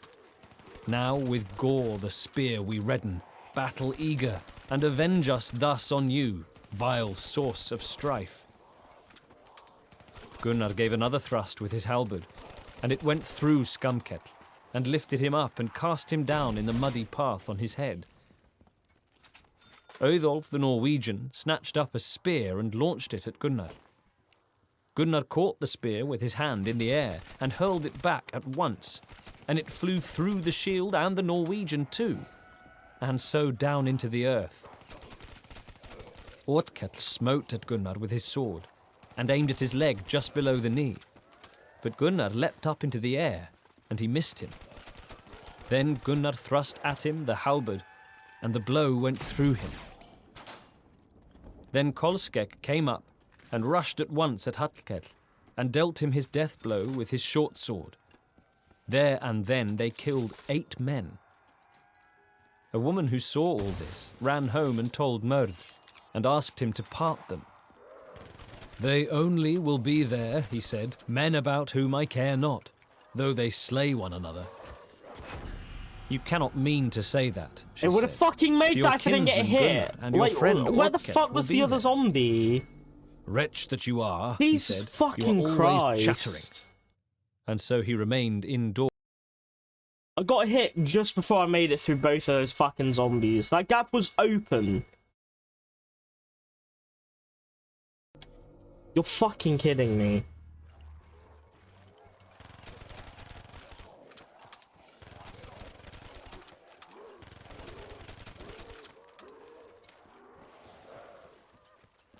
You must have been stuck on the fucking pillar.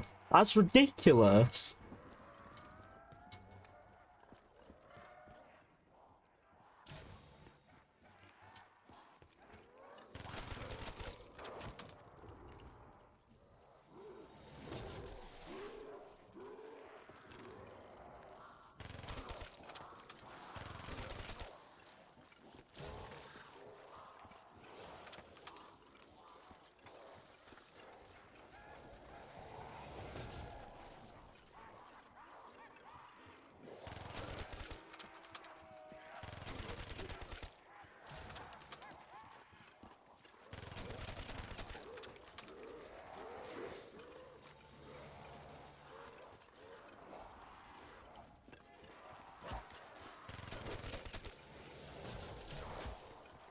Yeah, I must have not seen him stuck on the pillar there.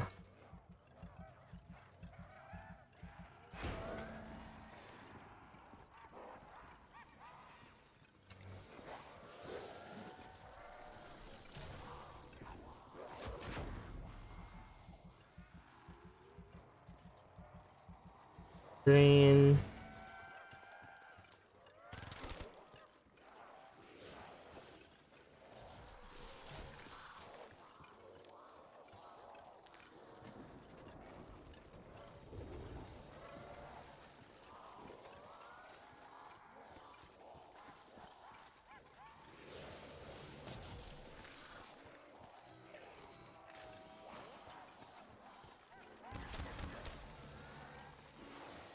Red.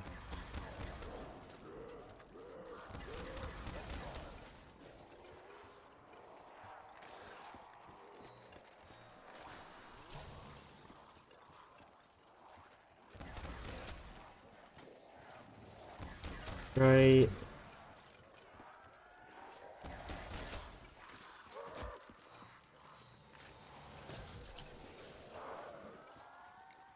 Alright, but I can make it through that one without getting hit twice. Brilliant.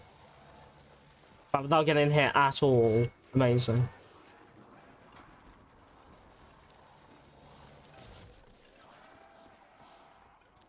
Picked up the fucking jug then. Thanks.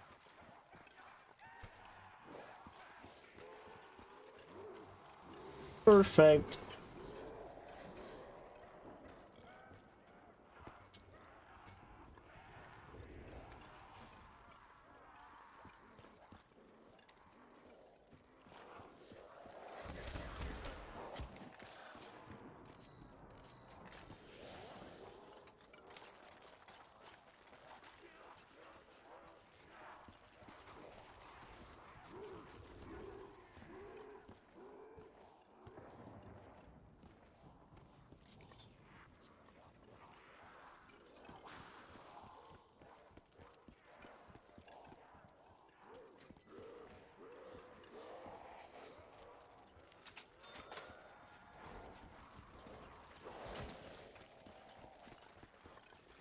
Okie dokie.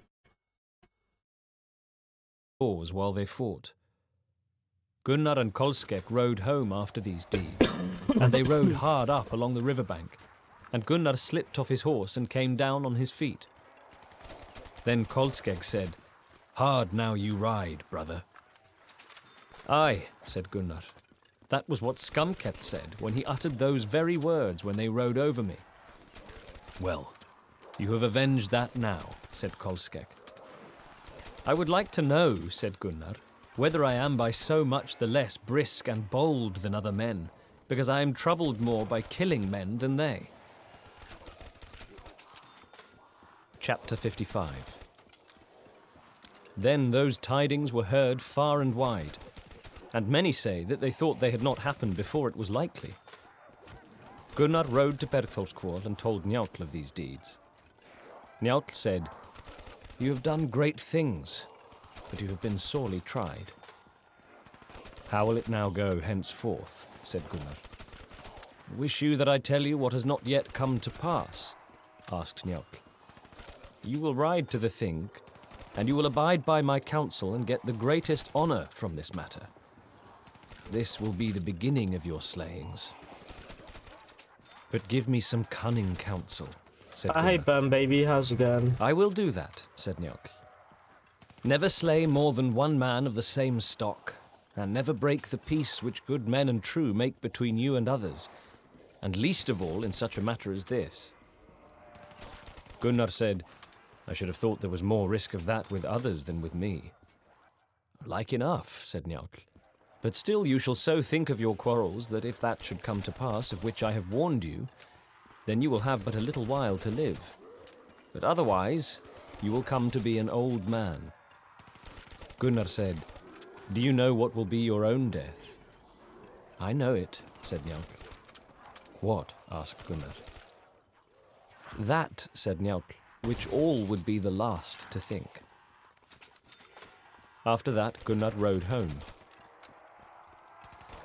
A man was sent to Gissur the White and Geir the priest, for they had the blood feud with Oddketl. Then they had a meeting and had a talk about what was to be done, and they were of one mind that the quarrel should be followed up in law. Then someone was sought who would take the suit up, but no one was ready to do that. "It seems to me," said Gissur, "that now there are only two courses, that one of us two undertakes the suit, and then we shall have to draw lots who it shall be, or else the man will be unatoned. We may expect, too, that this will be a hard suit. Gunnar has many kinsmen and is much beloved, but that one of us who does not draw the lot shall ride to the Thing in support, and never leave it until the suit comes to an end." After that they drew lots, and Geir the priest drew the lot to take up the suit.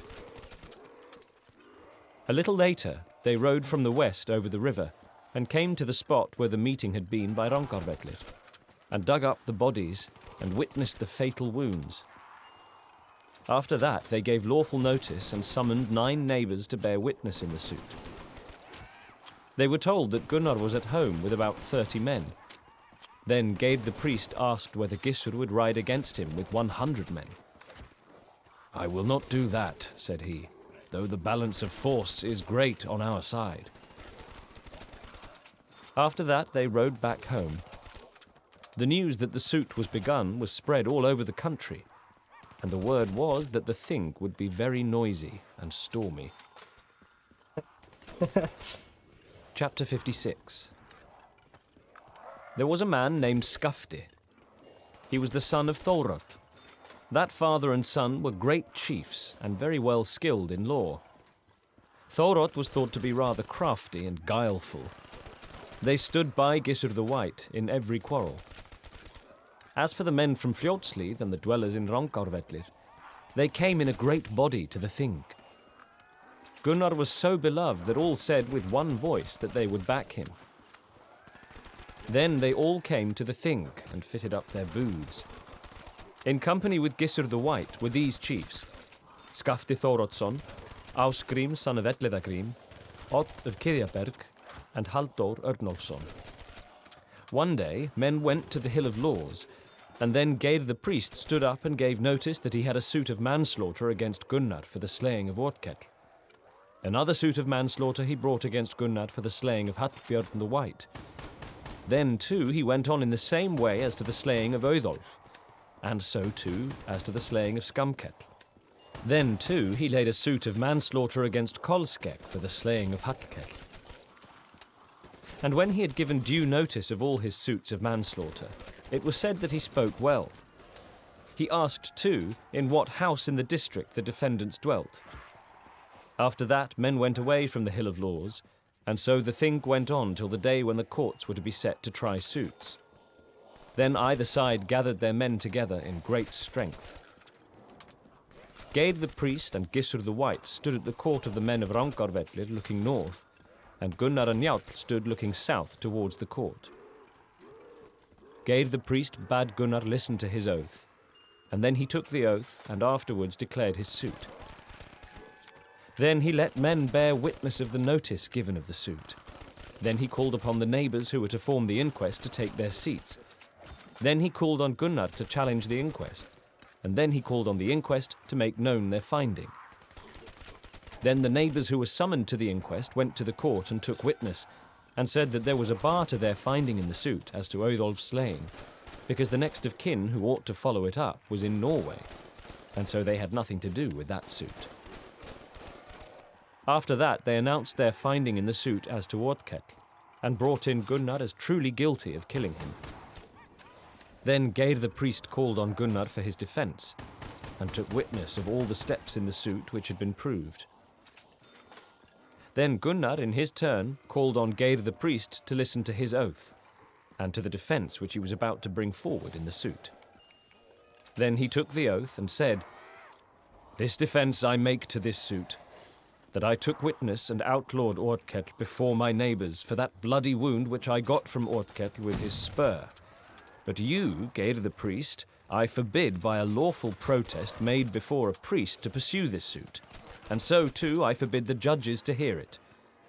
And with this I make all the steps hitherto taken in this suit null and void.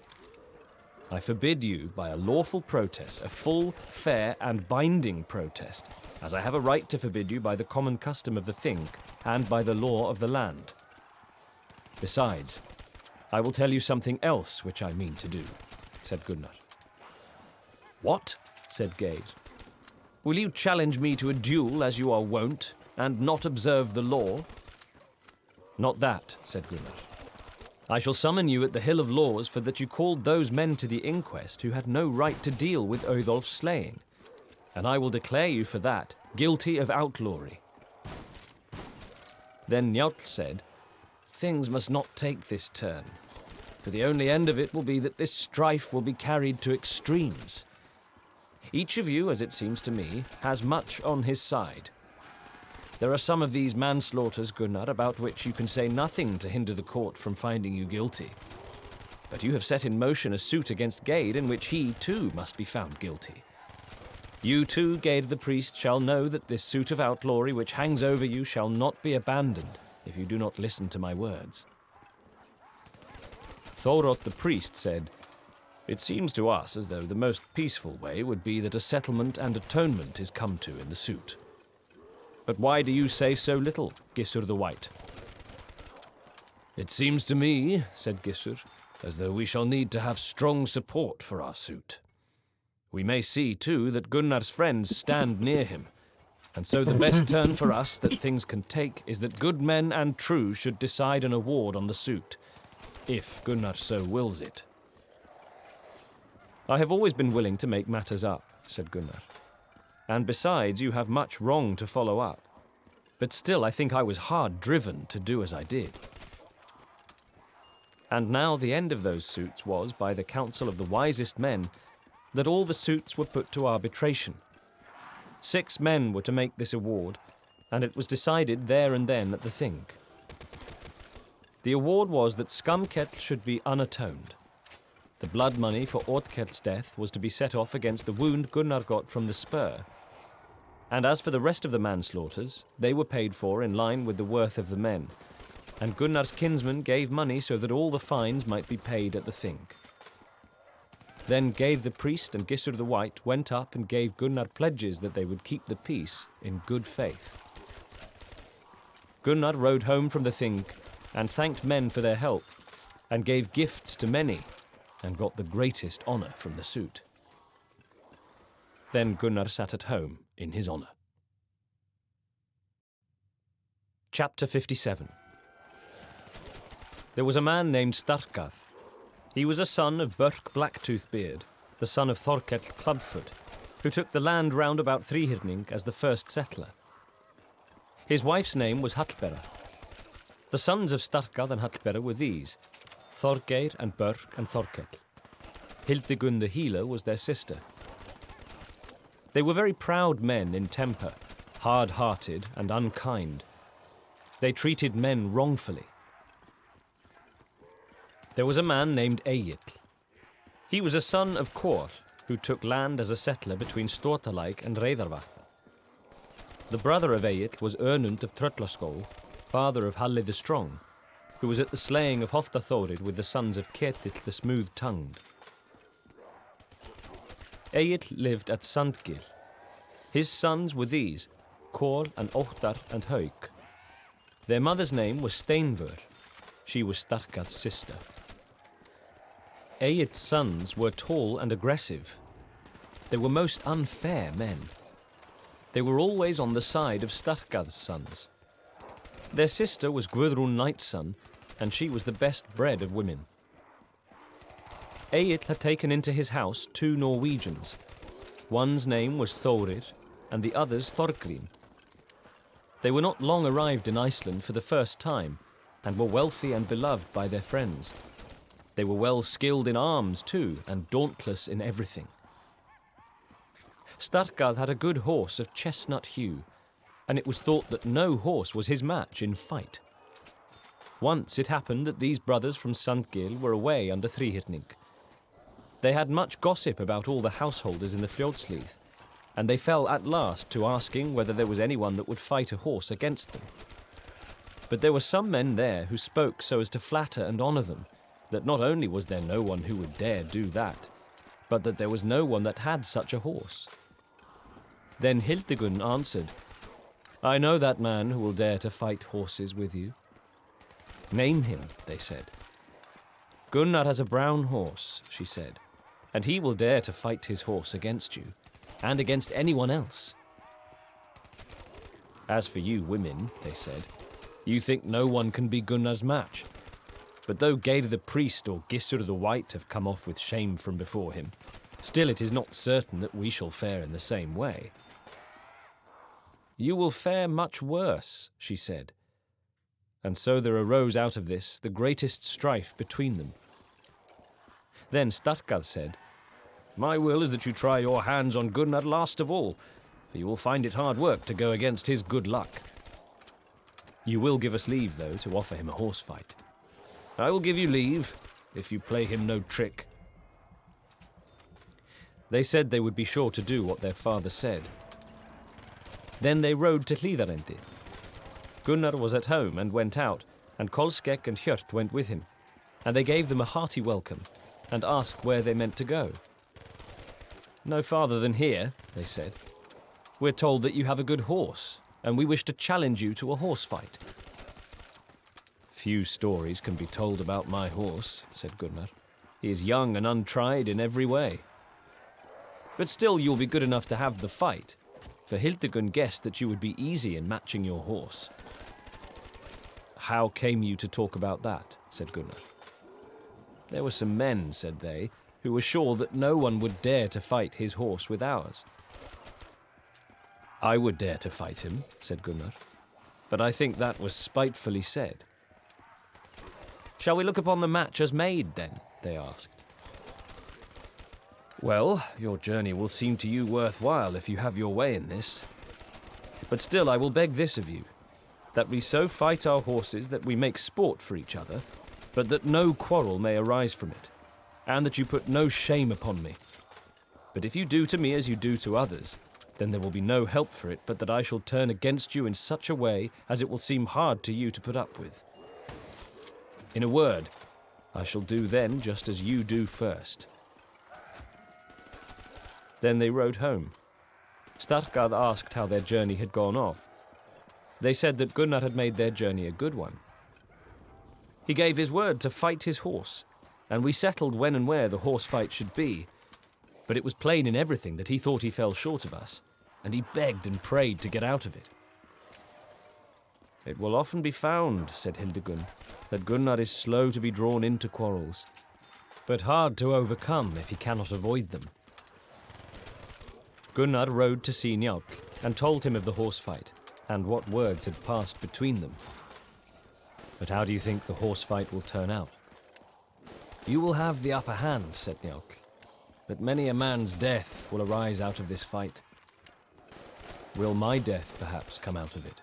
Asked Gunnar. Not out of this, said Njáll. But still they will bear in mind both the old and the new feud, and you will have no choice but to fight back. Then Gunnar rode home. Chapter 58. Just then Gunnar heard of the death of his father-in-law, Höskuld. A few nights later, the wife of Thráin, Þorgerð at Grjóta, gave birth to a baby boy. Then she sent a man to her mother and bade her choose whether it should be called Glúm or Höskuld. She asked to call it Höskuld, so that name was given to the boy. Gunnar and Hallgerð had 2 sons.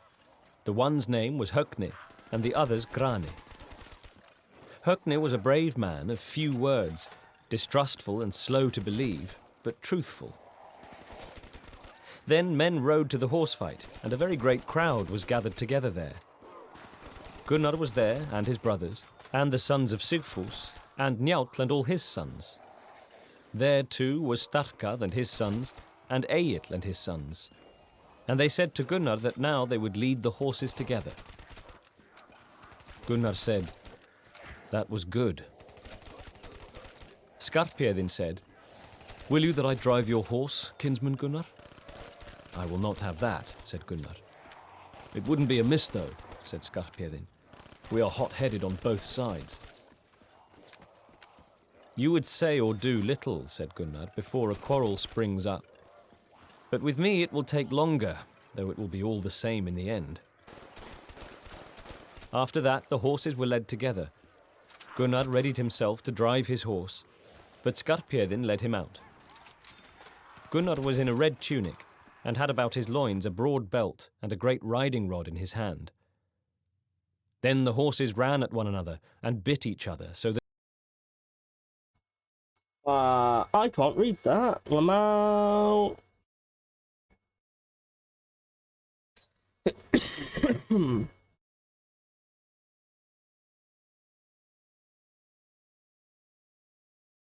The trade time is still going. Beautiful. Of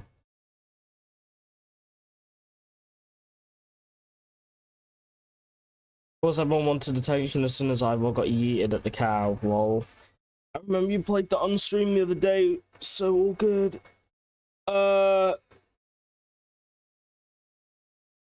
Which one? The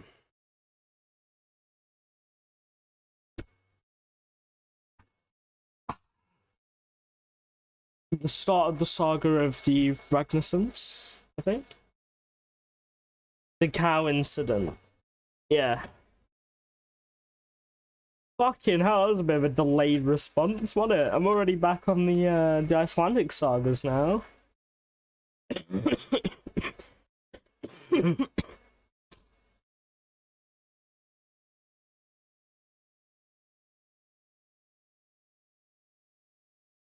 I'm guessing you had a customer.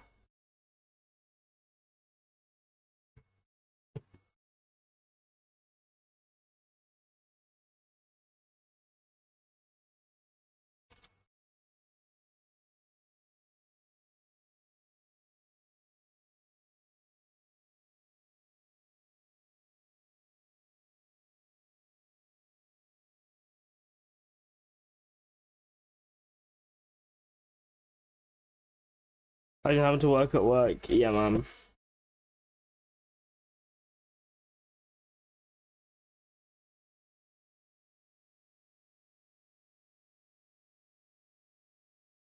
Yeah,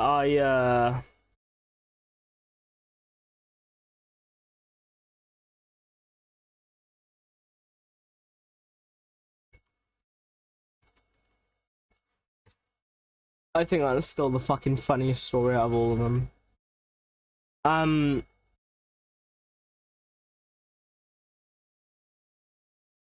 think that's the only time that Sweden gets mentioned in the actual sagas of the Ragnarsons. But after that, Bjorn ends up coming back to it's not Gotland, it's a place called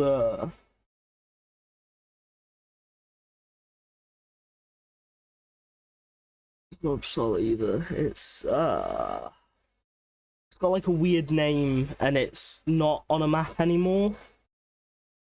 I think I remember asking you about it like a while back.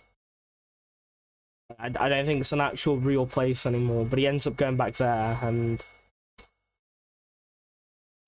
settles in Sweden. And that's in a different saga compared to the others. But as far as, like, I guess you would call it the main story arc, that's that bit. Anyway, I see a red-nosed knobhead in the fucking VC, so let's definitely talk to this cunt. You stink. Don't remember the name of it, though? Wait, what the fuck is going on with Discord, bro? Pissed. What? Right, speak. Wagwan. You are? I was just calling you a saying? stinky cunt, mate. Can't lie. Oh, shut the smoke pit. You're fucking what's wrong with you? I'm on my way home now anyway. Oh, yeah? Yeah, Oh, mate, I tell you now, it's fucking freezing, bruv. Fucking Coffin Dodger gets me to walk all the way there, right? And I'm sat there for half an hour, Yeah. taking a fucking piss, bro. I'm fucking fuming, I swear to God. Right, I'll be home. As soon as I get home, I'm getting on, Sound. Yeah, man. right? Yeah, yeah, yeah. I'm coming up to the flyover now anyway, so I'm gonna leave before your ears get fucking destroyed, right? What's the ETA? About 45? 45. Yeah, about 45 minutes. I'm about a quarter of the way home, so yeah. That sounds About right. Alright, sound. I'll Right. catch you in about 45 minutes. Right, smell you later. Right, safe. Fucking Yep. smelly boy. Don't even start it, bro. Ah, Fuck you you, bro. fucking stink, bruv. Mate, you reek, bruv. Splat. The place was called, fuck. It's like a Bruka or something. But obviously, the R is trilled. Yeah. That's the name of the place where he settles anyway. And he ends up killing the king.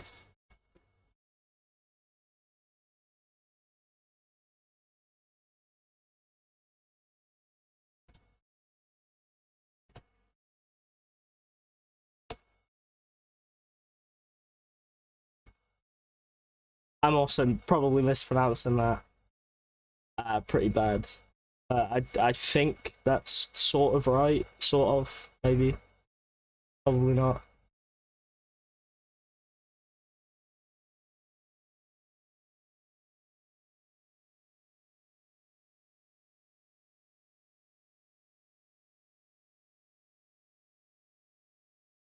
I'm trying to get the fucking smell out my nose. Oh! Fucking stinks.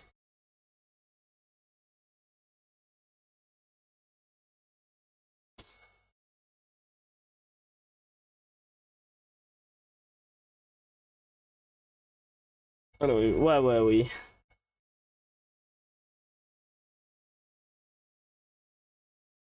Ah, yes. That there was no need for anyone to touch them, and that was the greatest sport. Then Thorgeir and Koll made up their minds that they would push their horse forward just as the horses rushed together, and see if Gunnar would fall before him. Then the horses ran at one another again, and both Arpjöðin led him out. Gunnar was in a red tunic, and had about his loins a broad belt and a great riding rod in his hand. Then the horses ran at one another, and bit each other, so that there was no need for anyone to touch them, and that was the greatest sport. Then Thorgeir and Koll made up their minds that they would push their horse forward just as the horses rushed together, and see if Gunnar would fall before him. Then the horses ran at one another again, and both Thorgeir and Koll ran alongside their horse's flank.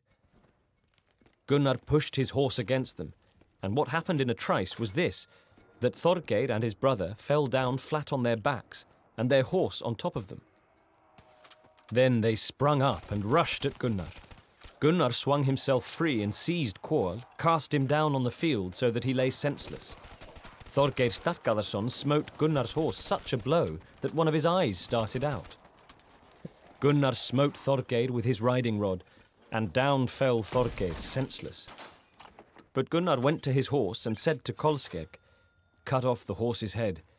He shall not live a maimed and blemished beast." So Kolskegg cut the head off the horse. Then Thorgeir got on his feet and took his weapons and wanted to fly at Gunnar, but that was stopped, and there was a great throng and crush. Skarphéðinn said, "This crowd wearies me, and it is far more manly that men should fight it out with weapons." And so he sang a song.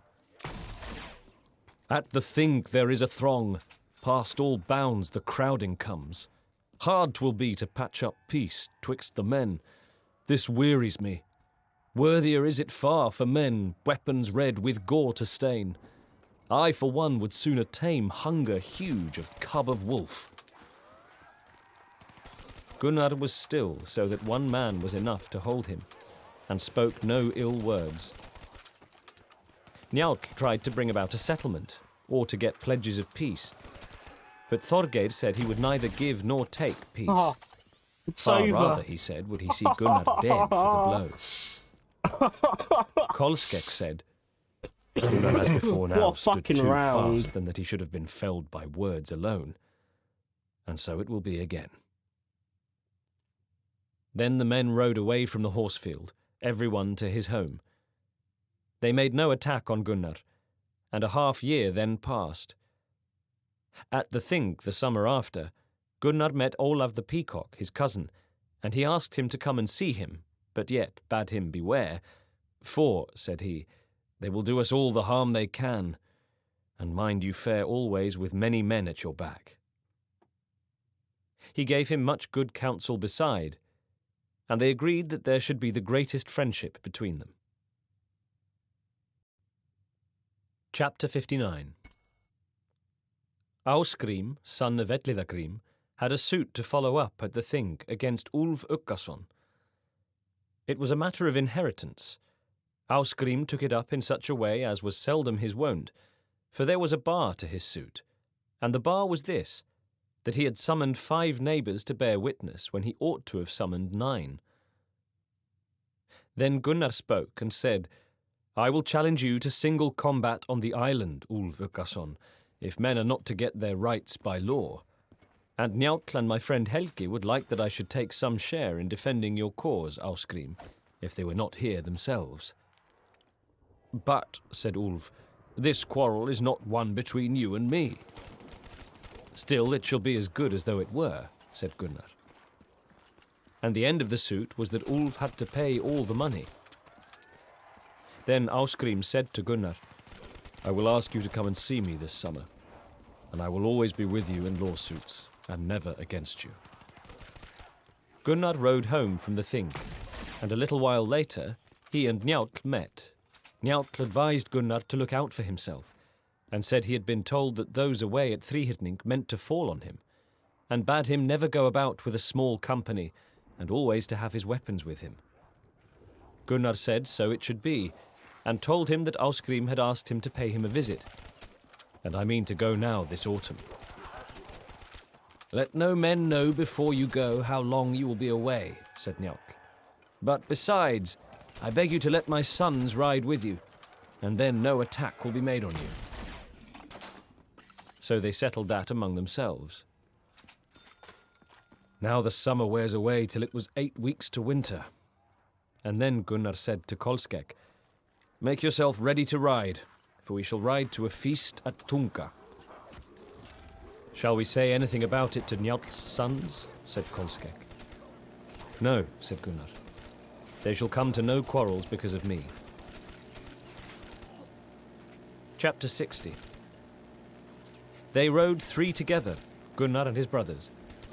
Gunnar had his halberd and his sword, Ölvir's gift. Kolskek had his short sword. Hjört, too, had proper weapons. Then they rode to Tunga, and Ásgrim gave them a hearty welcome, and they were there some while. At last they announced that they meant to go home. Ásgrim gave them good gifts, and offered to ride east with them, but Gunnar said there was no need of any such thing, and so he did not go. Sigurd Swinehead was the name of a man who dwelt by Þjórsá water. He came to the farm under Thríhyrning, for he had given his word to keep watch on Gunnar's doings, and so he went and told them of his journey home. And, said he, there could never be a finer chance than just now, when he has only 2 men with him. How many men shall we need to lie in wait for him? Said Starkar. Weak men shall be as nothing before him, he said, and it is not safe to have fewer than 30 men. Where shall we lie? So,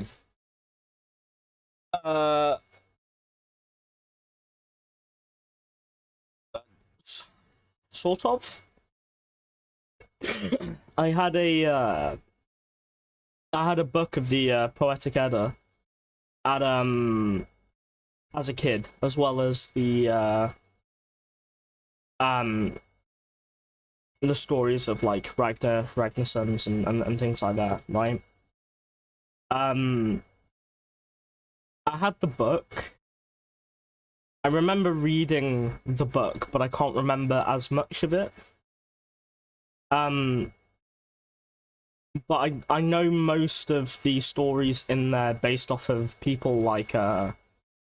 Jackson Crawford, who goes into a little more depth of like Norse mythology and things like that. He's got a lot more like in-depth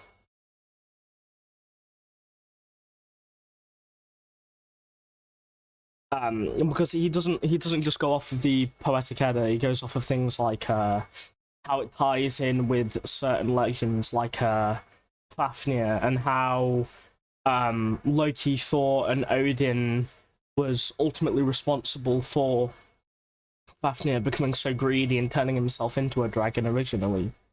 Like, it's things like that where he goes into it a little bit more than just reading the poem. I quite like that, but no, I haven't actually read it. So, well, sorry, I have read it, but it was at the time where I wasn't really retaining that much information. And I know some of the stories in depth, but then other stories not so in depth. That's why I said when we were watching Vikings, like, my sort of take on Norse mythology is both it's either really good in some parts or like really shit in the others, because he mainly covers like all the cool stories, and that's sort of the ones that I was attracted to as a kid, like you know, the story of when Loki tries to steal the ring from Odin, one of the 7 artifacts that Odin makes, and Loki like turns into a crow and tries to steal it, and then that shit starts, things like that. I was attracted to stories based on those types of things, not necessarily. Yeah, I sort of nitpicked my knowledge when it came to it.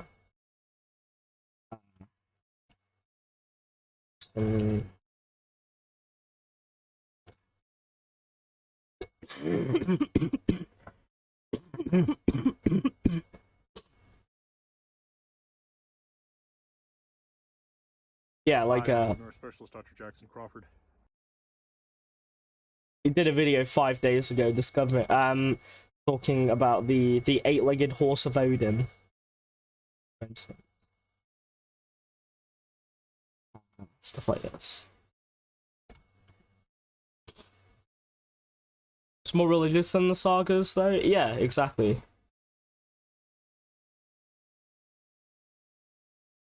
I mean,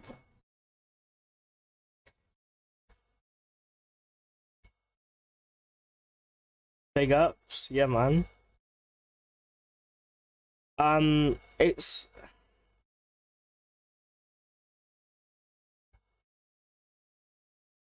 yeah, it's a weird one. It's hard to call it religion, but then again, it's like I sort of think of them more as legends, but then again, like, it's so hard to look at something like the Poetic Edda and to look at some of the earlier sagas, and then looking at things like the Bible, for instance. There's so many similarities of, like, it's all fucking bollocks, isn't it? But yeah, I get what you mean.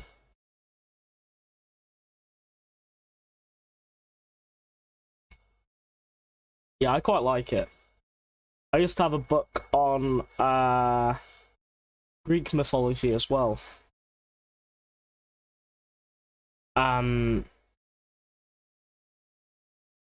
The Is it the 7 Trials of Hercules? Something like that?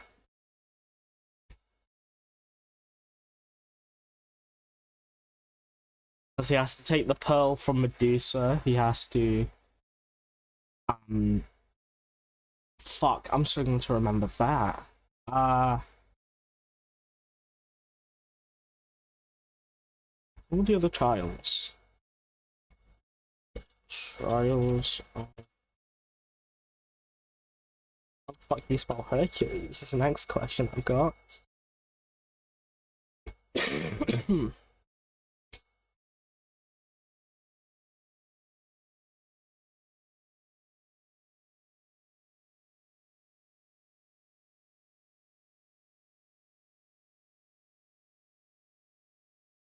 Oh, it was 12! Ah, okay.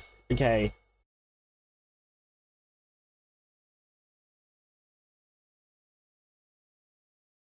Yeah, it has to fight the Hydra as well.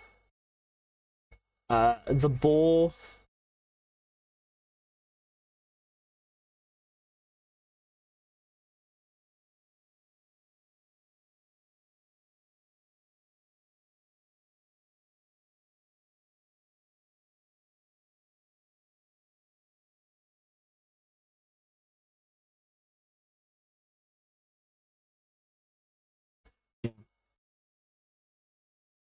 Greek stuff is cool as fuck. See, it's cool as fuck, but I think the Viking shit's better, man. Like, I've got a fucking soft spot in my heart for it, because, I mean... Yeah, the Greek stuff's cool and all, but the Viking stuff was spawned from real events. Like, even in the 11th century fucking, even in the 11th century sagas of Ragnar, like, he fights a dragon and shit. You know, it's like, it's cool as fuck, you know? It's obviously bullshit, but it's cool as fuck. And it's stories like that, where it's based on real things, but still made to inspire other people. It's stuff like that that's really powerful. I mean, look at Christianity. Christianity was born from one guy basically saying, my name is Jesus Wagwan. See this, and then he just starts doing like fucking party tricks and shit. And they're like, wow, he's a magician, him. It's fucking sick as balls. It's stuff like that where it's based around real people, and then they base a religion, a following off of that person, and then stories upon that person, and they expand with these stories with more stories and more bullshit, and then eventually you get the Bible, which is a bunch of complete waffle that spawned from one person, but then you have the artifacts as proof, you know? You have the blood of Christ, you have the thorns that was on his head, you have the nails that were in his hand. These are actual artifacts that are real.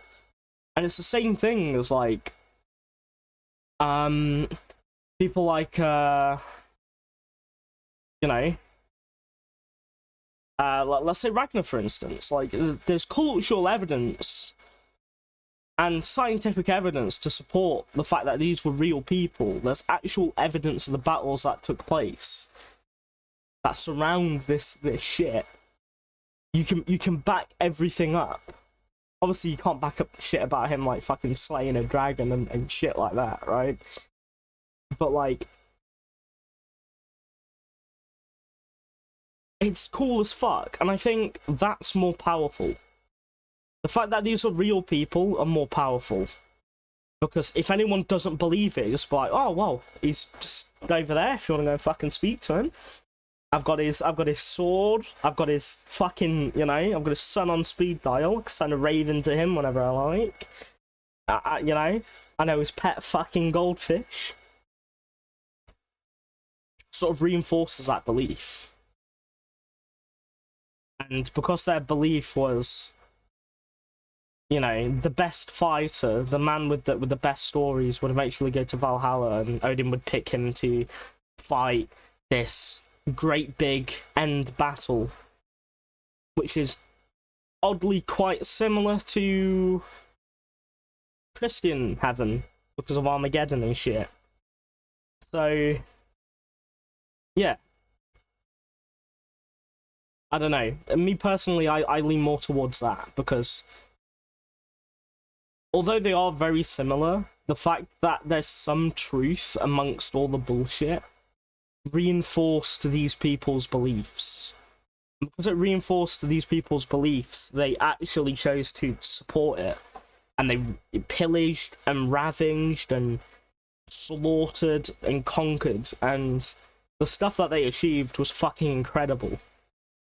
I mean, they managed to do what even the Romans couldn't do. They went to fucking America. Think fucking deep that shit. Well, okay, no, they didn't. They went to Canada, but still, right? Like, it's the same fucking landmass, pretty much. Like, do you know how fucking mental it had to be from getting on a boat and just travelling where nobody else has travelled before? Ended up getting there, and then conquering the fucking land and settling there.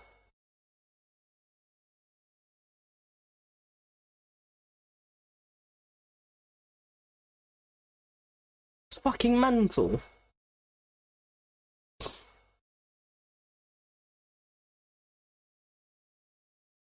The amount at which fucking the Norse gods spread as well, it is incredible.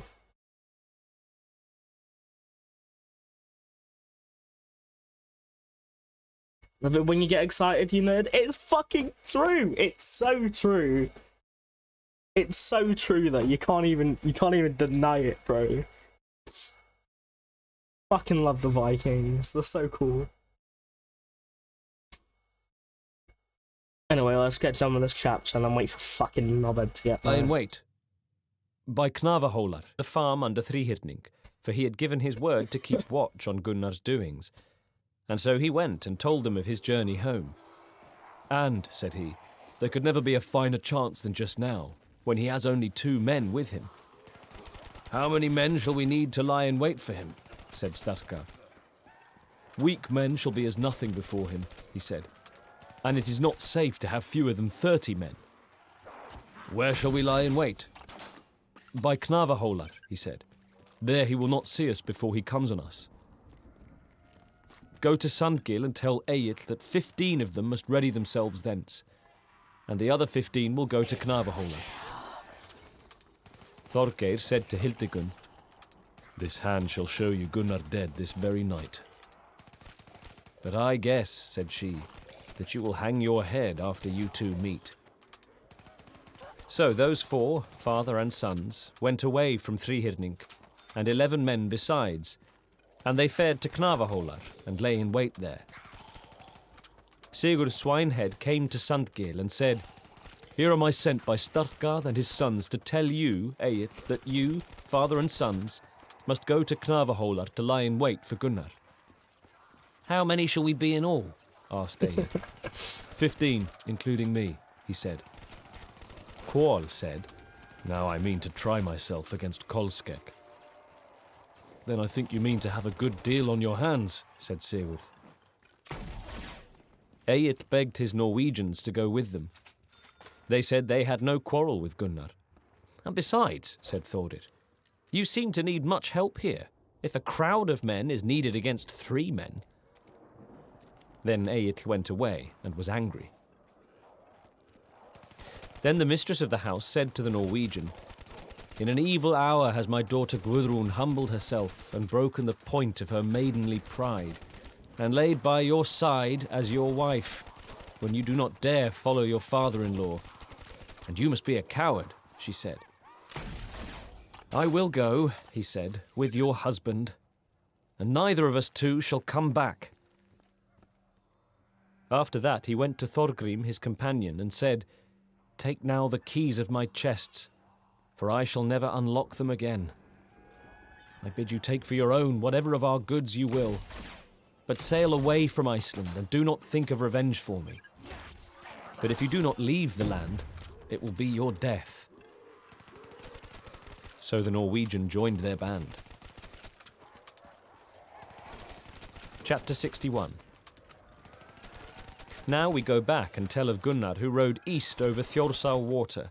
But when he had gone a little way from the river, he grew very drowsy, and bade his men lie down and rest there. They did so. He fell fast asleep, and struggled much as he slumbered. Then Kolskegg said, "Gunnar dreams now." But Hjört said, "I would like to wake him." "That shall not be," said Kolskegg, "but he shall dream his dream out."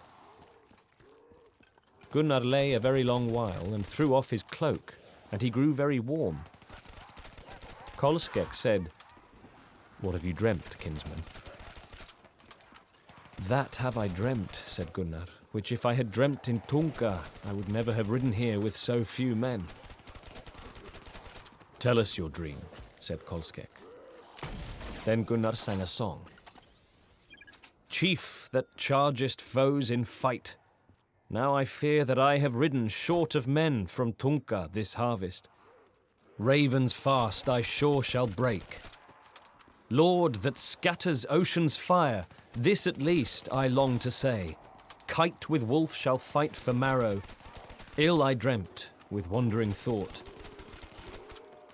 I dreamt that I was riding on by Knavaholar, and there I thought I saw many wolves, and they all made for me. But I turned away from them straight towards Rangárvellir. And then I thought they pressed hard on me on all sides, but I kept them at bay and shot all those that were foremost, till they came so close to me that I could not use my bow against them. Then I took my sword, and I smote with it with one hand, but thrust at them with my halberd with the other. Shield myself then I did not, and I thought then I knew not what shielded me. Then I slew many wolves, and you did too, Kolskegg. But Hjört they pulled down, and tore open his breast, and one had his heart in his mouth. But I grew so angry that I cut that wolf in two just below the shoulder, and after that the wolves turned and fled. Now my counsel is, brother Hjört, that you ride back west to Tunka." "I will not do that," said Hjört. "Though I know my death is sure, I will stand by you still." Then they rode and came east by Knavaholar, and Kolskegg said, "See you, kinsman, many spears stand up by the hills, and men with weapons."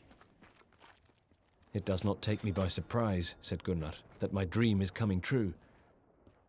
"What is best to be done now?" said Kolskegg. "I guess you will not run away from them." "They shall not have that to jeer about," said Gunnar. "But we will ride on down to the headland by Rangárvellir. There is some vantage ground there." Then they rode on to the headland and readied themselves there. And as they rode on past them, Koll called out and said, "Where are you running to now, Gunnar?" But Kolskegg said, "Say the same thing when this day has come to an end." Chapter 62. We'll leave it there. After The boys are coming to get him. The boys are coming to get him.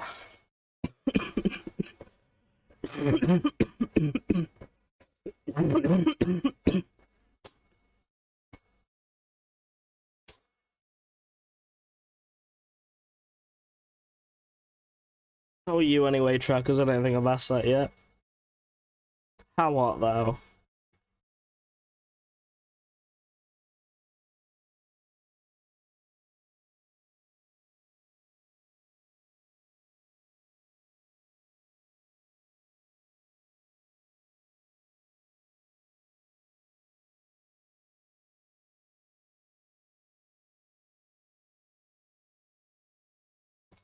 Also, who is online at the moment? Let's have a look.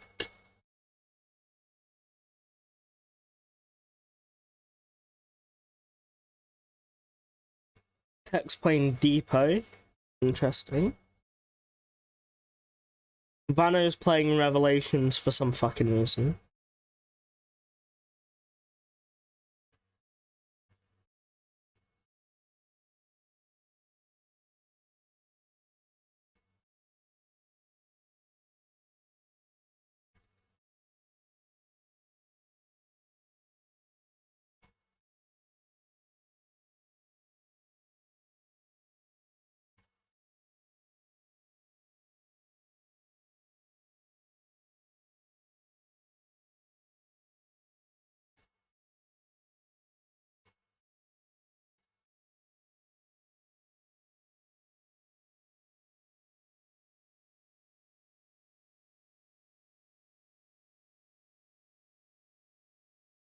That's it.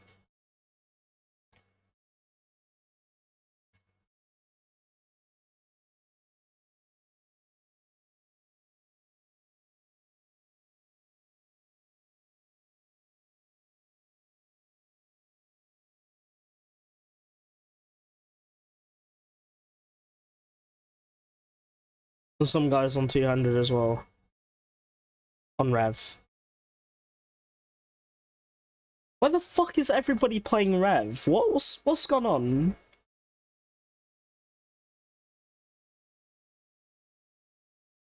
There's 3 people. 3 fucking people playing Rev.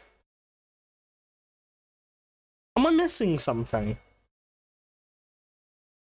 There's 4 people, 200 plus at the minute on Rev.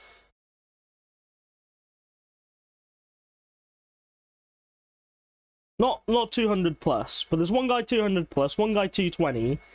The other guy is setting up, and Vano's on like 100 and something. What is going on?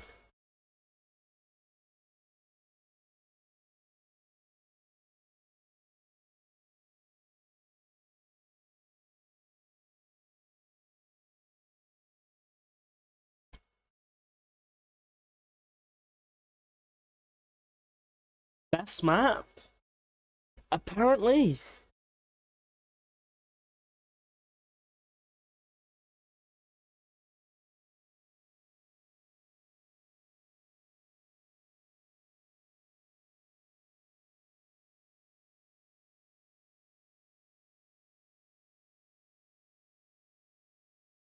Good for them, I guess.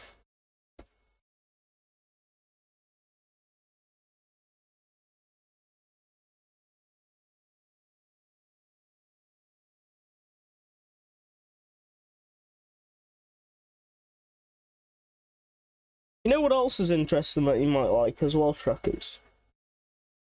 Although it's more my history than what it is yours. The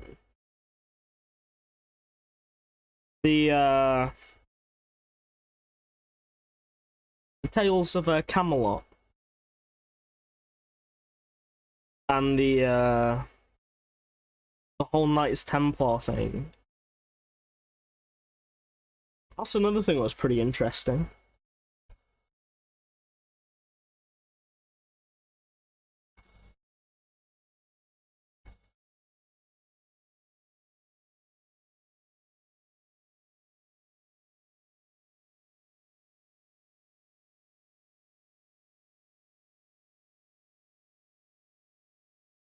Does Modern Warfare 3... Oh, fucking hell. Does Modern Warfare 3 Zombies suck? The Axeman versus Milo. Who the fuck is the Axeman?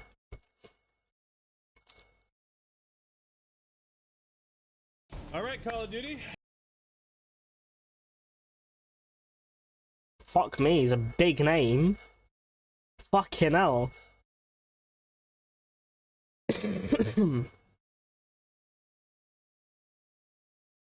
He's not a zombie spire.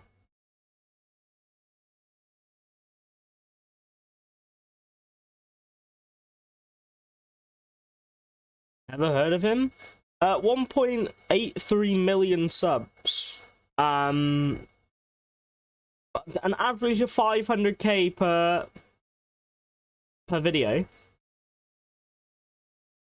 800k, 500, 500, 800, 500, 1.3 million, 700, 700, 1.2 mil. 500. Big boy numbers. Is like relevant. But it's not Call of Duty.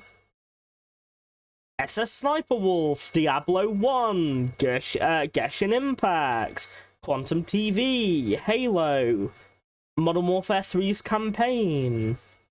It's not zombies. I don't know why he's having a discussion with Milo.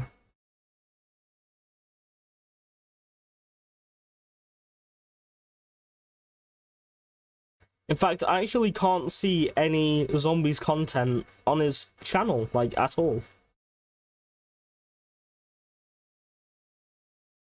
World at War is a masterpiece.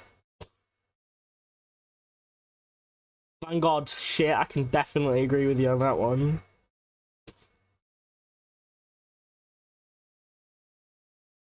Yeah, the only zombies content I'm seeing is 2 years ago he did a Left 4 Dead 2 video. It's not even the same zombies, my guy.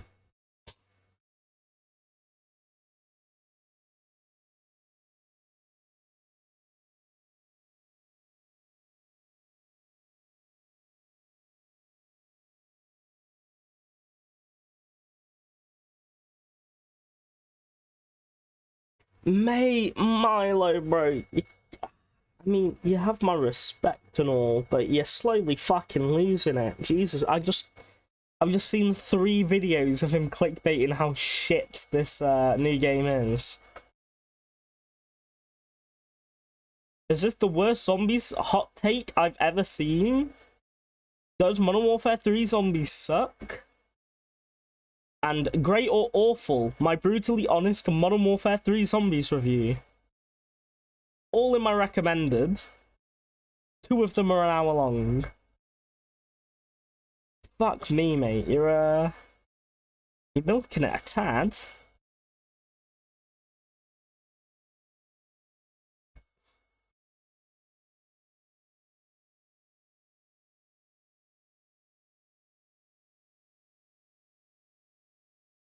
Radio 1 Dance. I turn it up. Radio 1's drum and bass show with Charlie Right, T. listen to this while I wait for Stinky to come back.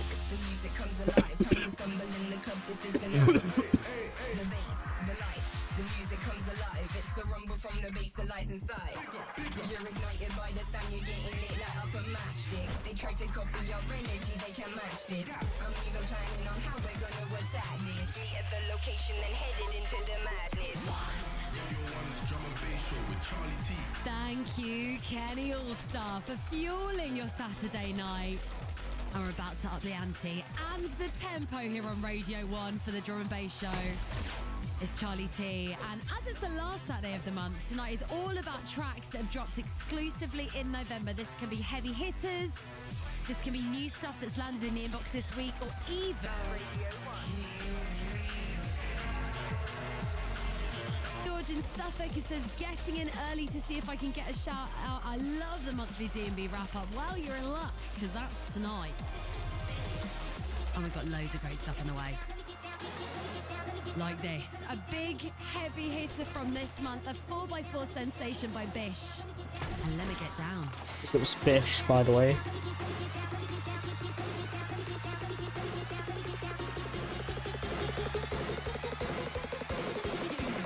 System failure.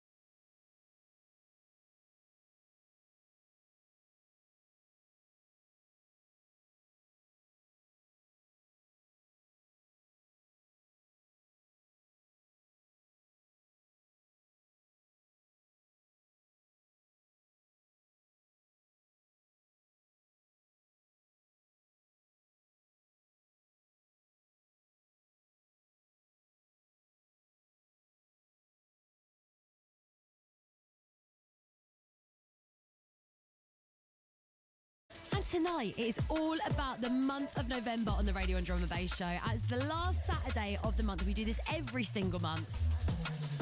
As always, we've handpicked tracks to showcase you. These can be tracks that have dropped as recently as this week, mainstays from across the month, and of course, our infamous drops of the week. Speaking of, tonight's drop of the week is on the way in 5 minutes, and it comes from Gino and P Money tonight. And in my opinion, is a match made in heaven. The D&B 60 is back from midnight tonight, and we have the man, the myth, the legend, DJ Marky stepping up. Feeling like a real special moment for me tonight, as he's the first DJ I ever saw live. So to have him on the show and in the D&B 60 feels like such a moment and such an honour. And I supported this guy at his headline London show last night, our favourite sequin Donin DJ. The latest from him, Mosey. Party muscle, ready yourself.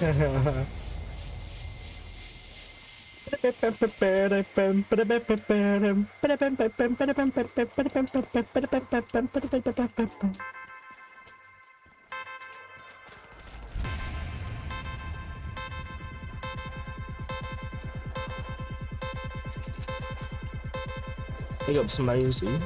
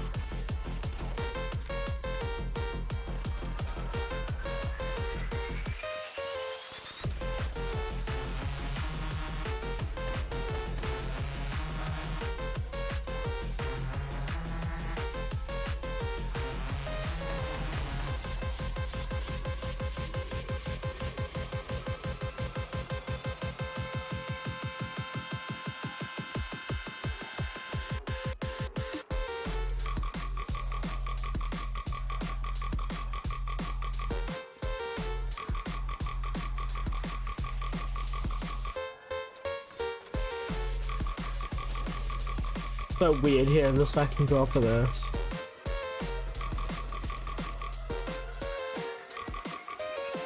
Saturday night, Radio 1 dance. Noise gets switched before the second drop can play.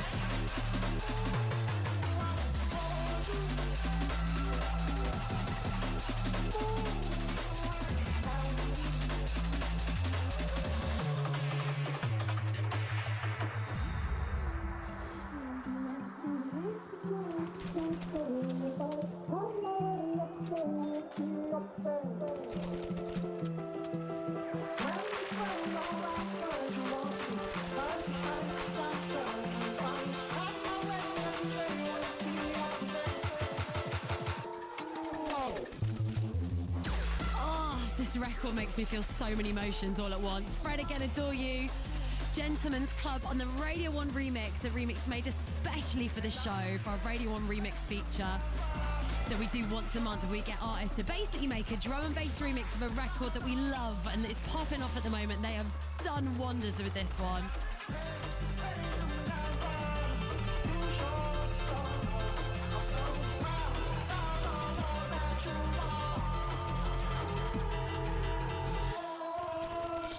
How good is that? Radio 1's Drum and Bass Drop of the Week with Charlie T. Okay, time to deliver you a standout record in the world of drum and bass this week, and it comes from a grime turned drum and bass superstar, P Money, teaming up with jump up connoisseur Gino. A lethal combination in my opinion. Connoisseur. Brother. This record really does feel like a match made in heaven. It's gritty. What it's the raw, fuck? and for me, P's tonality just really fits so Jump. effortlessly. That's my fucking job for starters, right? I'll give him a fucking run. I'm running for his money. I want you to see for yourself.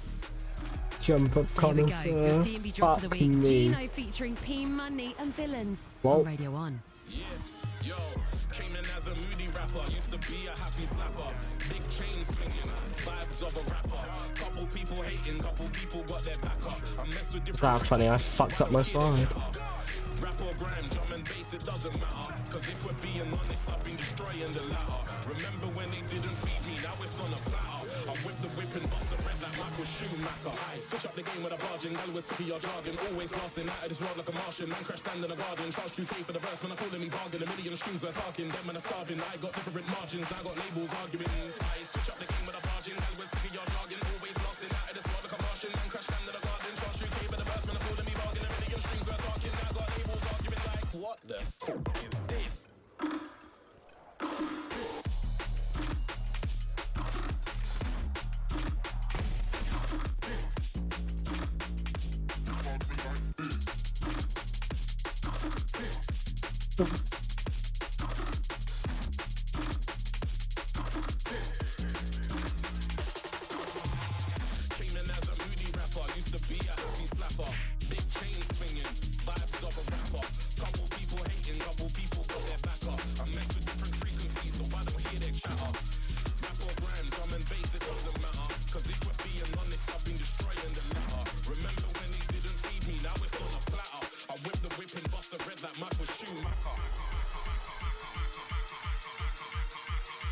But the second drop was better than the first. Fuck me.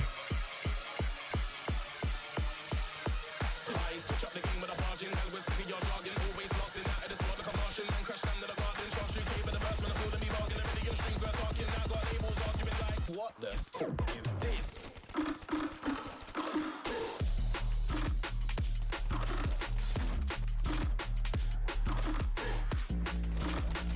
Okay, lads. Silly this one this week with Teamy Drop the Week. Gino featuring P Money and Villains. And they've been sending me some cheeky screen grabs as well from the music video for this week. And let's just say it's pretty good. Gino dressed up as, I think, as a scientist in it. You'll have to wait and see that. No spoilers. No more spoilers. Hello to Ollie. Says, hi Charlie, it's my 13th birthday. Can I have a shout out, please? Yes, you can. 13, Ollie, bro. happy birthday. Thank you for making the radio and drum Fucking bass hell. show a part of your celebrations tonight. Hi Charlie, this is Zoe in Los Angeles. Excited to be listening live for the first time. Looking forward to the rest of the November selections. Yes, we are celebrating all of the biggest tracks in the world of drum bass in November tonight on the show. So it's all about. Hello to Tom in Wakefield as well. He's having a chilled night after 2 heavy weekends in a row with the rugby lads. Loving the show. Yeah, sometimes you just got to take that little time out, haven't you? That's fully needed as well as all the raving. Right. I'm fucking 10-year-old raving in his kitchen. On the show tonight from past. Delta Heavy stepping in now with the latest one from them. We're going to up the ante and up the energy for the next couple of minutes with Get Down Tonight. It's the Radio and Drum Bass Show. It's Charlie T. Saturday night is on. I wanna get down with you tonight. 'Cause I got the vibe, you're just my type. Got me in the mood now, don't be shy. Can you feel my heartbeat pumping? Yeah, I wanna get down with you tonight. 'Cause I got the vibe, you're just my type. Got me in the mood now, don't be shy. Can you feel my heartbeat pumping?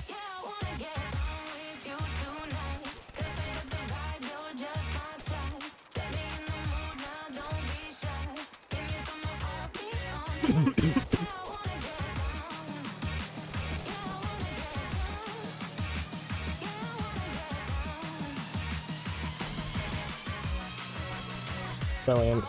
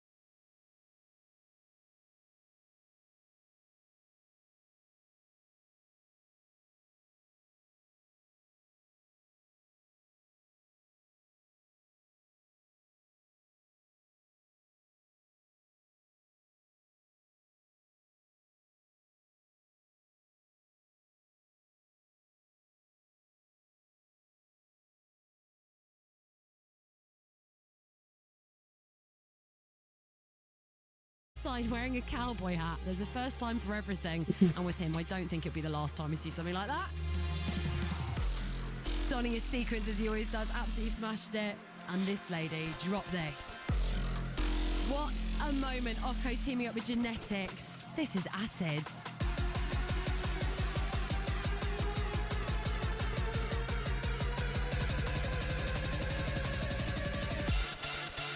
Acid is my DNA. Fucking hell.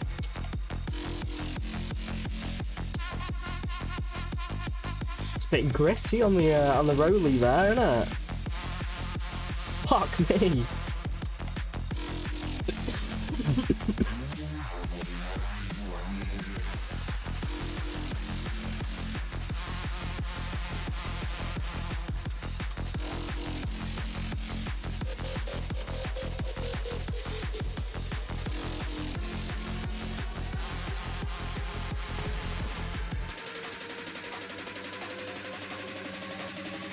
Acid is my DNA.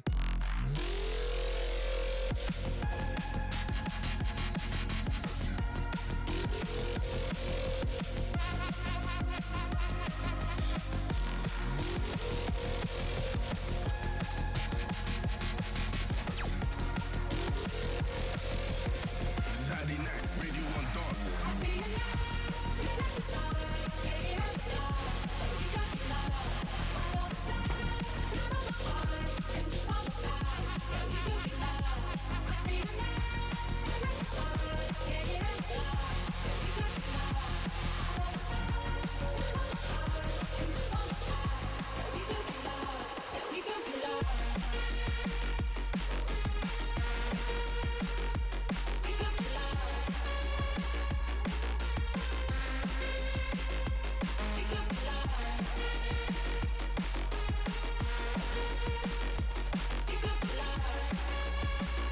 Probably made that as well, Monkey.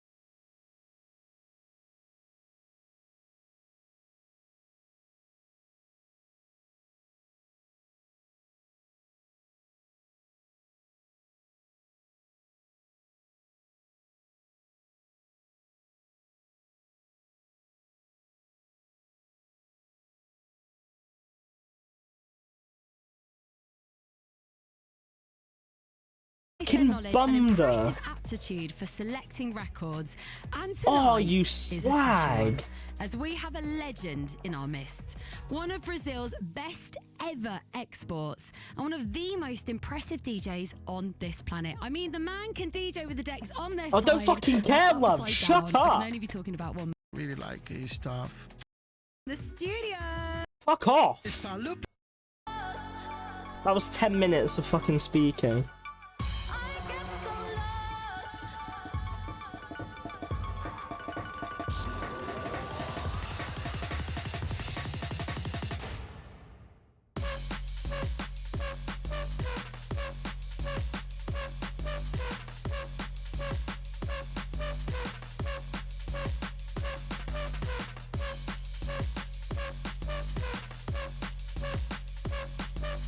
Oh, fuck's sake.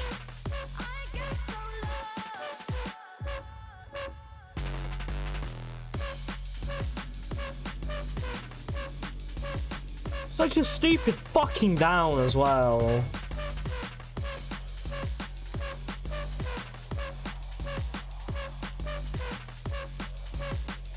Well, I don't know why I ran out of fucking sprint.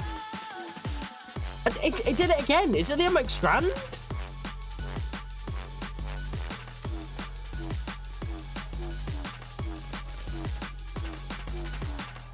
Oh, it did it again. Okay, log on. Why am I losing sprint so fucking quickly? Oh, no, to be fair, that's because I don't have speed killer. Stamina at that time, of course. Fucking idiot.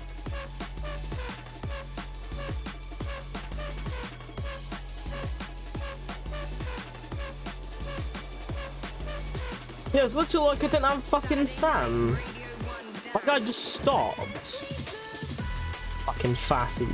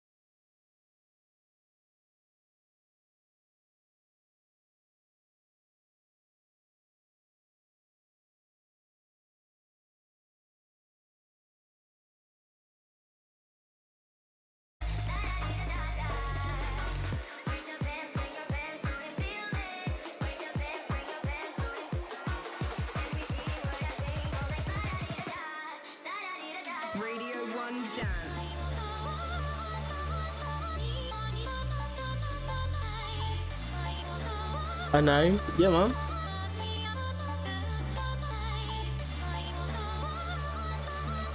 Well, then you do know.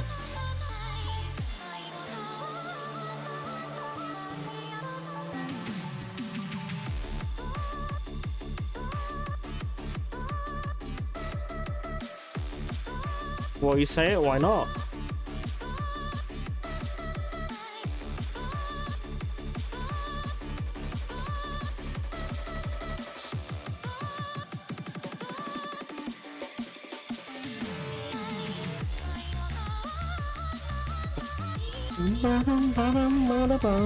Sweet little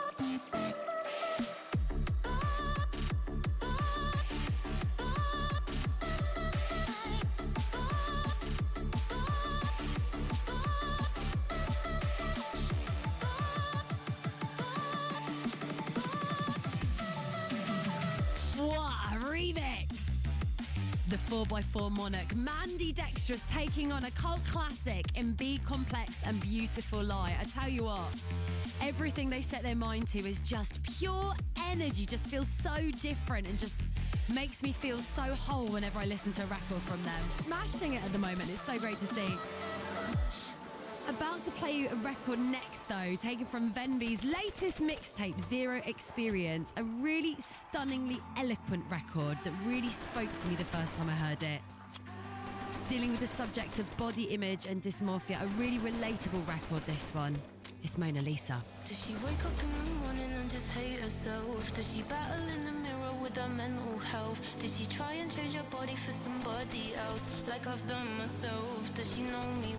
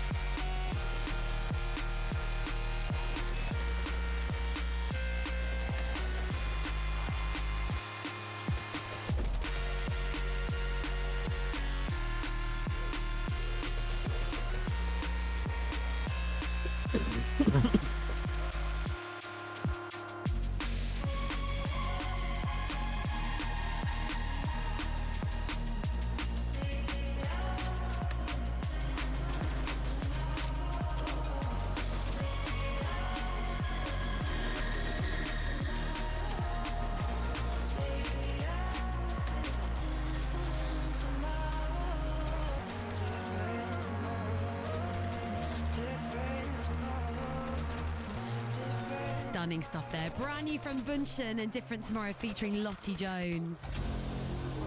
I love playing records like that to people that don't really know much about drum and bass because it just showcases how emotive and stunning this genre can be. And from something more emotive and more soulful to something way more high energy and hard hitting, it is VIP season back to the clubs. And here's the Bodywork VIP by Circadian.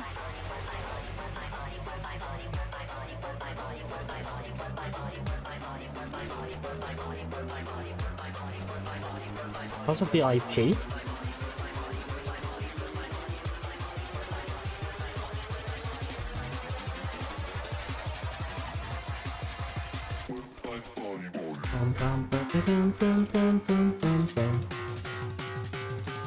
That was something VIP. Cool.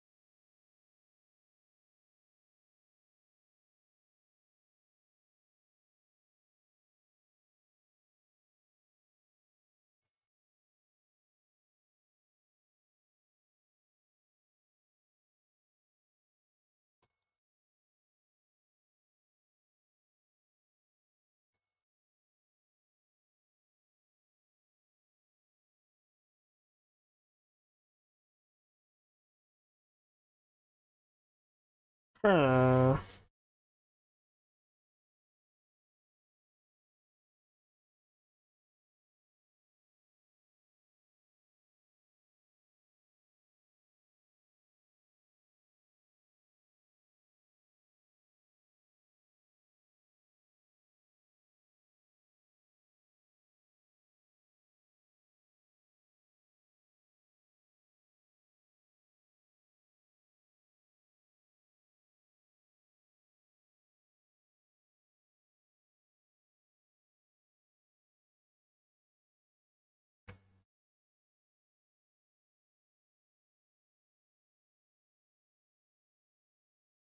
Well, boys, I need a shit. So,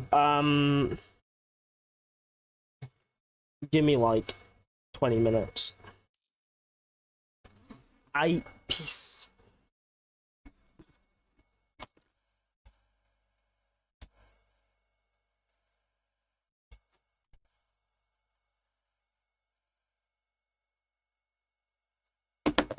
Streams.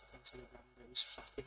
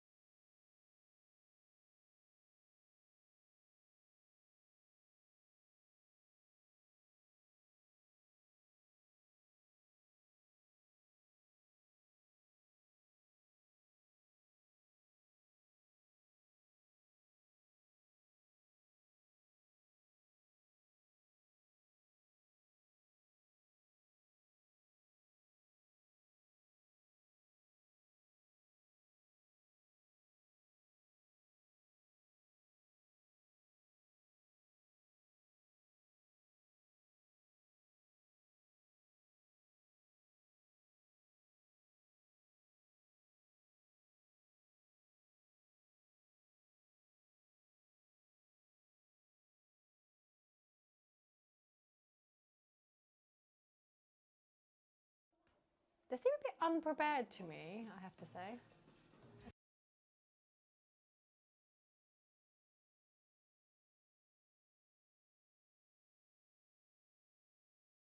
I am back.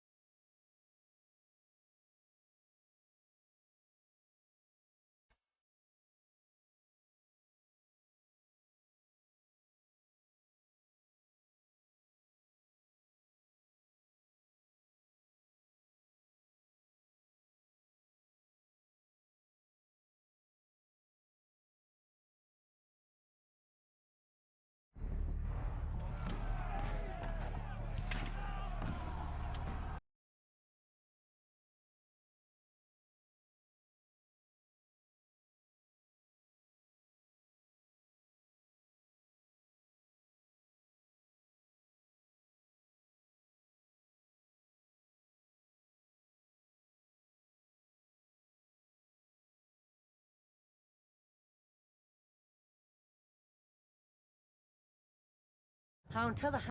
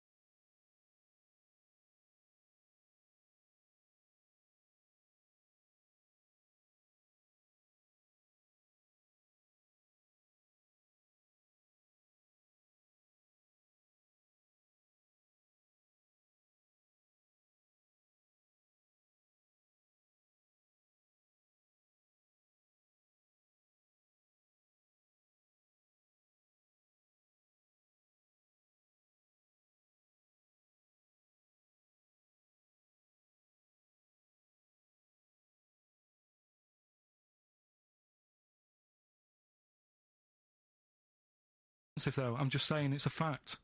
When you stub your little toe, you let out a little effing what and do you jeffing. think is he? It's an effing and jeffing. So the kind of ancient Hebrew version of effing and jeffing. Ooh, I'm worried about this. This is naughty.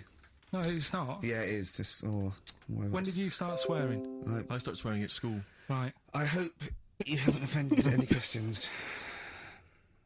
Right, there's a lad at my school, right, who got caught swearing. I mean, I got caught and I got... When you say get caught, well, what was it? You were like round behind the bike sheds having a swear. Have you got any MF? Yeah. No, I've only got one C left. It's my dad's. Oh, come on, let's have a go on it. Let's say hunt. Yeah. Let me say the hunt. Get No. the older kids to buy you some swearing. So, look, just smoke it down to the cut. Yeah. So you're right there. You're behind the bike sheds having a swear. Yeah. And a teacher hears him say, right, the S word. The S word. The S word. Yeah. So, the way this teacher dealt with it, he said, right, it's not a clever word to use, and he tried to make him get sick of using it he had to write an essay using that word 300 times, right? Yeah. So I would have loved that. But I that's would have just loved practice that. for a kid. But that is like the father catching the kid with a cigar and making him smoke. Yeah. Doesn't work with heroin if you've got a young teenager who's jacked up for the first time. Yeah. It can be dangerous. the funny thing is, though, right, his mum found his textbook. Of course. Thought he was depressed and wanted to take him counselling. Because everything was S. He was writing down, this is... And did it work? Did it wean him Ah, up? did he? Yeah. The teacher, I mean, he disappeared. He got kicked out for hitting a kid on the head with a bit of wood. So It wasn't you, was it? That was funny. Longview, further. That's great, that. It's a good tune. Can I just give a big shout out, Rick? Go on. To John Kay. He's listening online in Los Angeles, City of Angels. Brilliant. It's his first time listening to the show. Who knows what he's making of it? I wonder if we should explain what Carl is to him. He's up early. Well, he's got up apparently to record it, and then he's gone back to bed. Oh, right. So he'll he's be listening to it listening any to this time. So, oh, yeah. Exactly. Carl, Can you explain what he is? Well, he's a little bit of a grumpy, spoiled, lazy prat at the moment. But usually he's quite a funny, nice, sort of genuine guy who's in awe of the world if it's furry and doesn't really care if it isn't. But, anyway, we're all one big happy family. You know come on, Carl, attitude up. Happy. Happy. If we're happy, the listener is happy. We were talking about schools, swearing, kids at school. I just remember at school, loads of my friends now are becoming teachers. Yeah. And I can't imagine what it must be like in an environment with kids. Because when we were at school, I mean, not particularly me, but lots of people in the class, and you'd all end up doing it, would just treat teachers like they weren't humans, like they were just creatures from another planet, that were there to be tormented. Because, it's a game, isn't it, to see how far you can wind someone up to distraction. But and most people grow out of that. But is it because not everyone, but especially if they've got a bit of cash in their pocket now and a little bit of success, they tend to think that gives them license to treat people badly. It's terrible.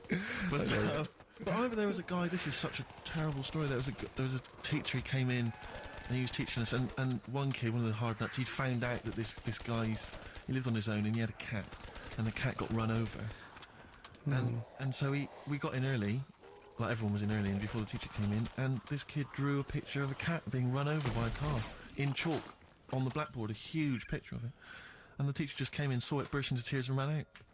And the thing is, that was like the beginning of term, so he could never get us back after that. There was never going to be any respect for him. It was Because just... you cry, I know, yeah. It's just like, I just remember now, thinking about it, just thinking... I mean, at the time I remember thinking it was bad, but now it's just heartbreaking. It's devastating.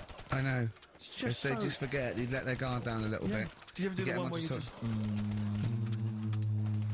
humming? Yeah.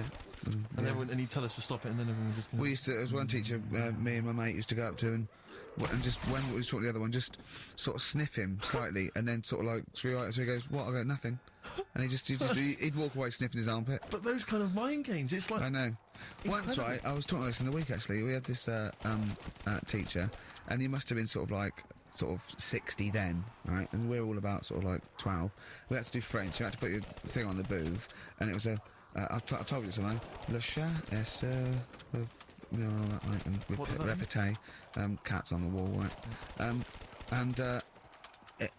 You'd repeat it in French, and of course everyone was going F see, Yeah, just yeah. like just for fun. And he heard this, and he listened back to all of them, and he realised it goes, and he went mental. He went, I don't believe this. Do you know how much these cost? He was going mad, and he was going red and bursting like Carl was earlier, and it was like, I can't stand this anymore. And he picked up an exercise book, said, look at this exercise book, look. And I won't say the kid's name. He went, so-and-so, look, he's put, and I'll change his name, Smithers. He went, oh look, he's put Smithers is shit. He goes, he's got Clever on this side, he's put Smithers is a lump of shit, that's good. Right, and he went berserk, he went, oh look, he's drawn a picture of a penis with wings, and he's written underneath, Dicky Bird. He went, is that clever? He went, do you want me to put a piece of paper up so you can come and write swear words and draw ladies' genitals all day? And I went, like that laughed, he went, I'm glad you think it's funny, Mr. Gervais. And he stormed out. Oh, God. Yeah. And did he ever come back? No, but we put the bit of paper up for him and said, look what we've done, you sir. That's a fanny. Yeah. There's some knobs. Yeah. Was it biology? No, it was French. Oh, French, of course. Yeah. Oh, that's right. I just remember things like games like, there was some cupboards at the back of I think the maths class, and one kid just got in the cupboard before the teacher came, and then sat in there for 45 minutes, and just towards the end of the thing just came out. Brilliant. Just came out and just went, and sat down. And just things like that, which just kind of, it's not, I don't know what it is, or I don't know what, it's just an utter lack of respect. I played a trick like that once in my first year at college. This is pathetic, right? We're on a hall of residence, right? And there was this woman, sort of middle-aged woman come around in a twin set, and I think she was from a bank where she was doing students, going to do a bank count, and we knew she was coming up the corridor and she was not right, and so my mate got in my wardrobe in this little room, right, just sat there. She came and I said, have you banked? I said, yeah, I banked. I said, okay, can I just do it? And there was a knock on the wardrobe. I went, come in. And he just came out, and I went, all right, and he left, right, and she just looked at me, and I started laughing. I went, sorry. She went, you're not interested? I went, no. But he just fell flat. It fell flat. Yeah. Oh dear. Oh dear. Carl, a little bit happier now? Yeah. What have you done this week? Doesn't bother me. No, what have you done this week? Doesn't bother me. No, Carl, answer the question to the producer. What have you done this week? A few things. Oh, it's funny, right? Because when he's moaning about, I was telling about, I'd caught him out. He says he doesn't get a lunch break. He had over an hour, and then he went. I think he went quite early that night to get a hob that hadn't been delivered or something. So, and I said to, was it James Hyman? Was it? Wasn't he? Yeah, that's right. And I said, James, he's always complaining about working. Does he work hard? And he went, well, he doesn't work as hard as he used to. Play a record, can't we? I want to really hit the start button now. I might do it in a bit lazy. I'm not saying you're lazy. I'm saying, you know, maybe some people don't think you work as hard as you do. That's the way of the world. I'm not saying you don't work hard. Just reporting speech, really, with James Hyman. Calling him a liar. Play a record. Play a record, Carl.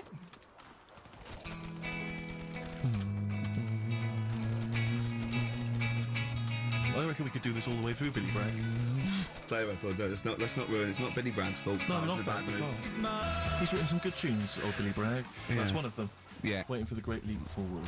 What station are we on? XFM 104.9. Yeah, with Carl Pilkington. Carl, what do you think of it so far? What of what? This today? You weren't up for it, and now it's turned out great, and you're a little bit happier? Yeah. Yeah? Yeah, it's good, yeah. Good. Just talking earlier about teachers, weren't they? Have you got any amusing anecdotes about teachers or anything around that subject? Yeah, I didn't go to school that much. Go on. When I did, it was, I was telling Suzanne about it the other day how you know, she goes out with me now and she thinks I'm great. She's lucky what she's got. And stuff. No, she's done well. Right?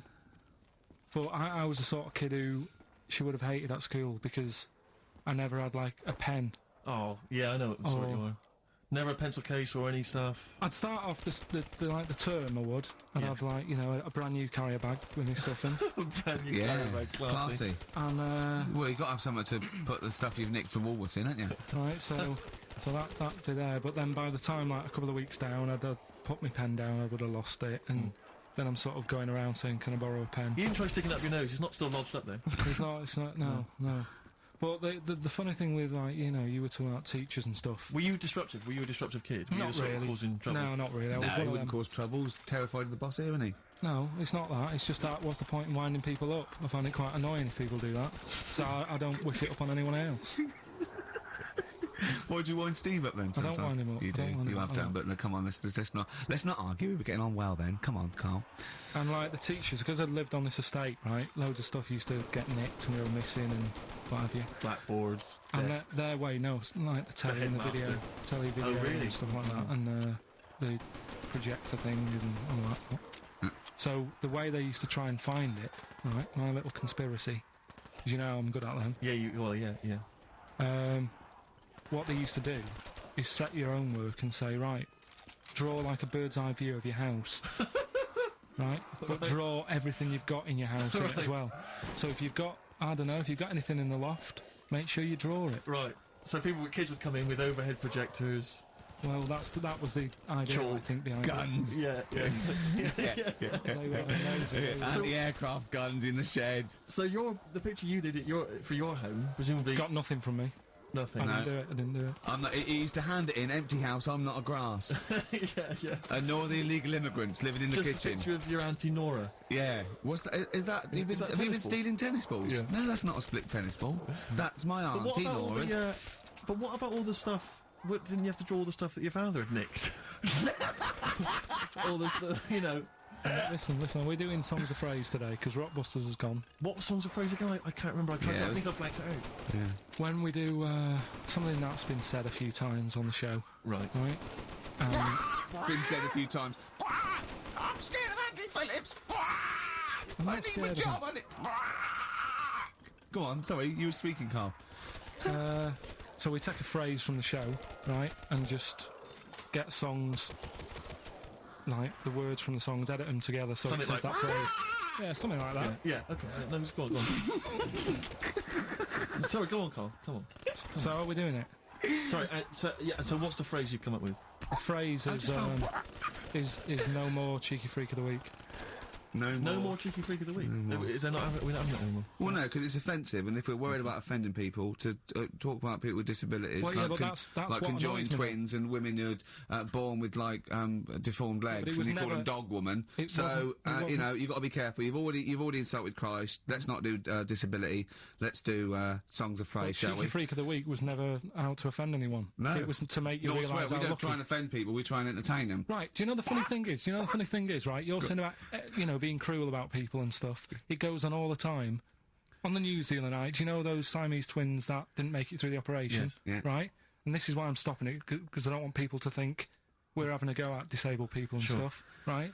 On the news, right? Yes. Before that operation, the doctors said, we're going to try and sort this out. All the doctors are going to get their heads together. Is that a good phrase to use? Yeah.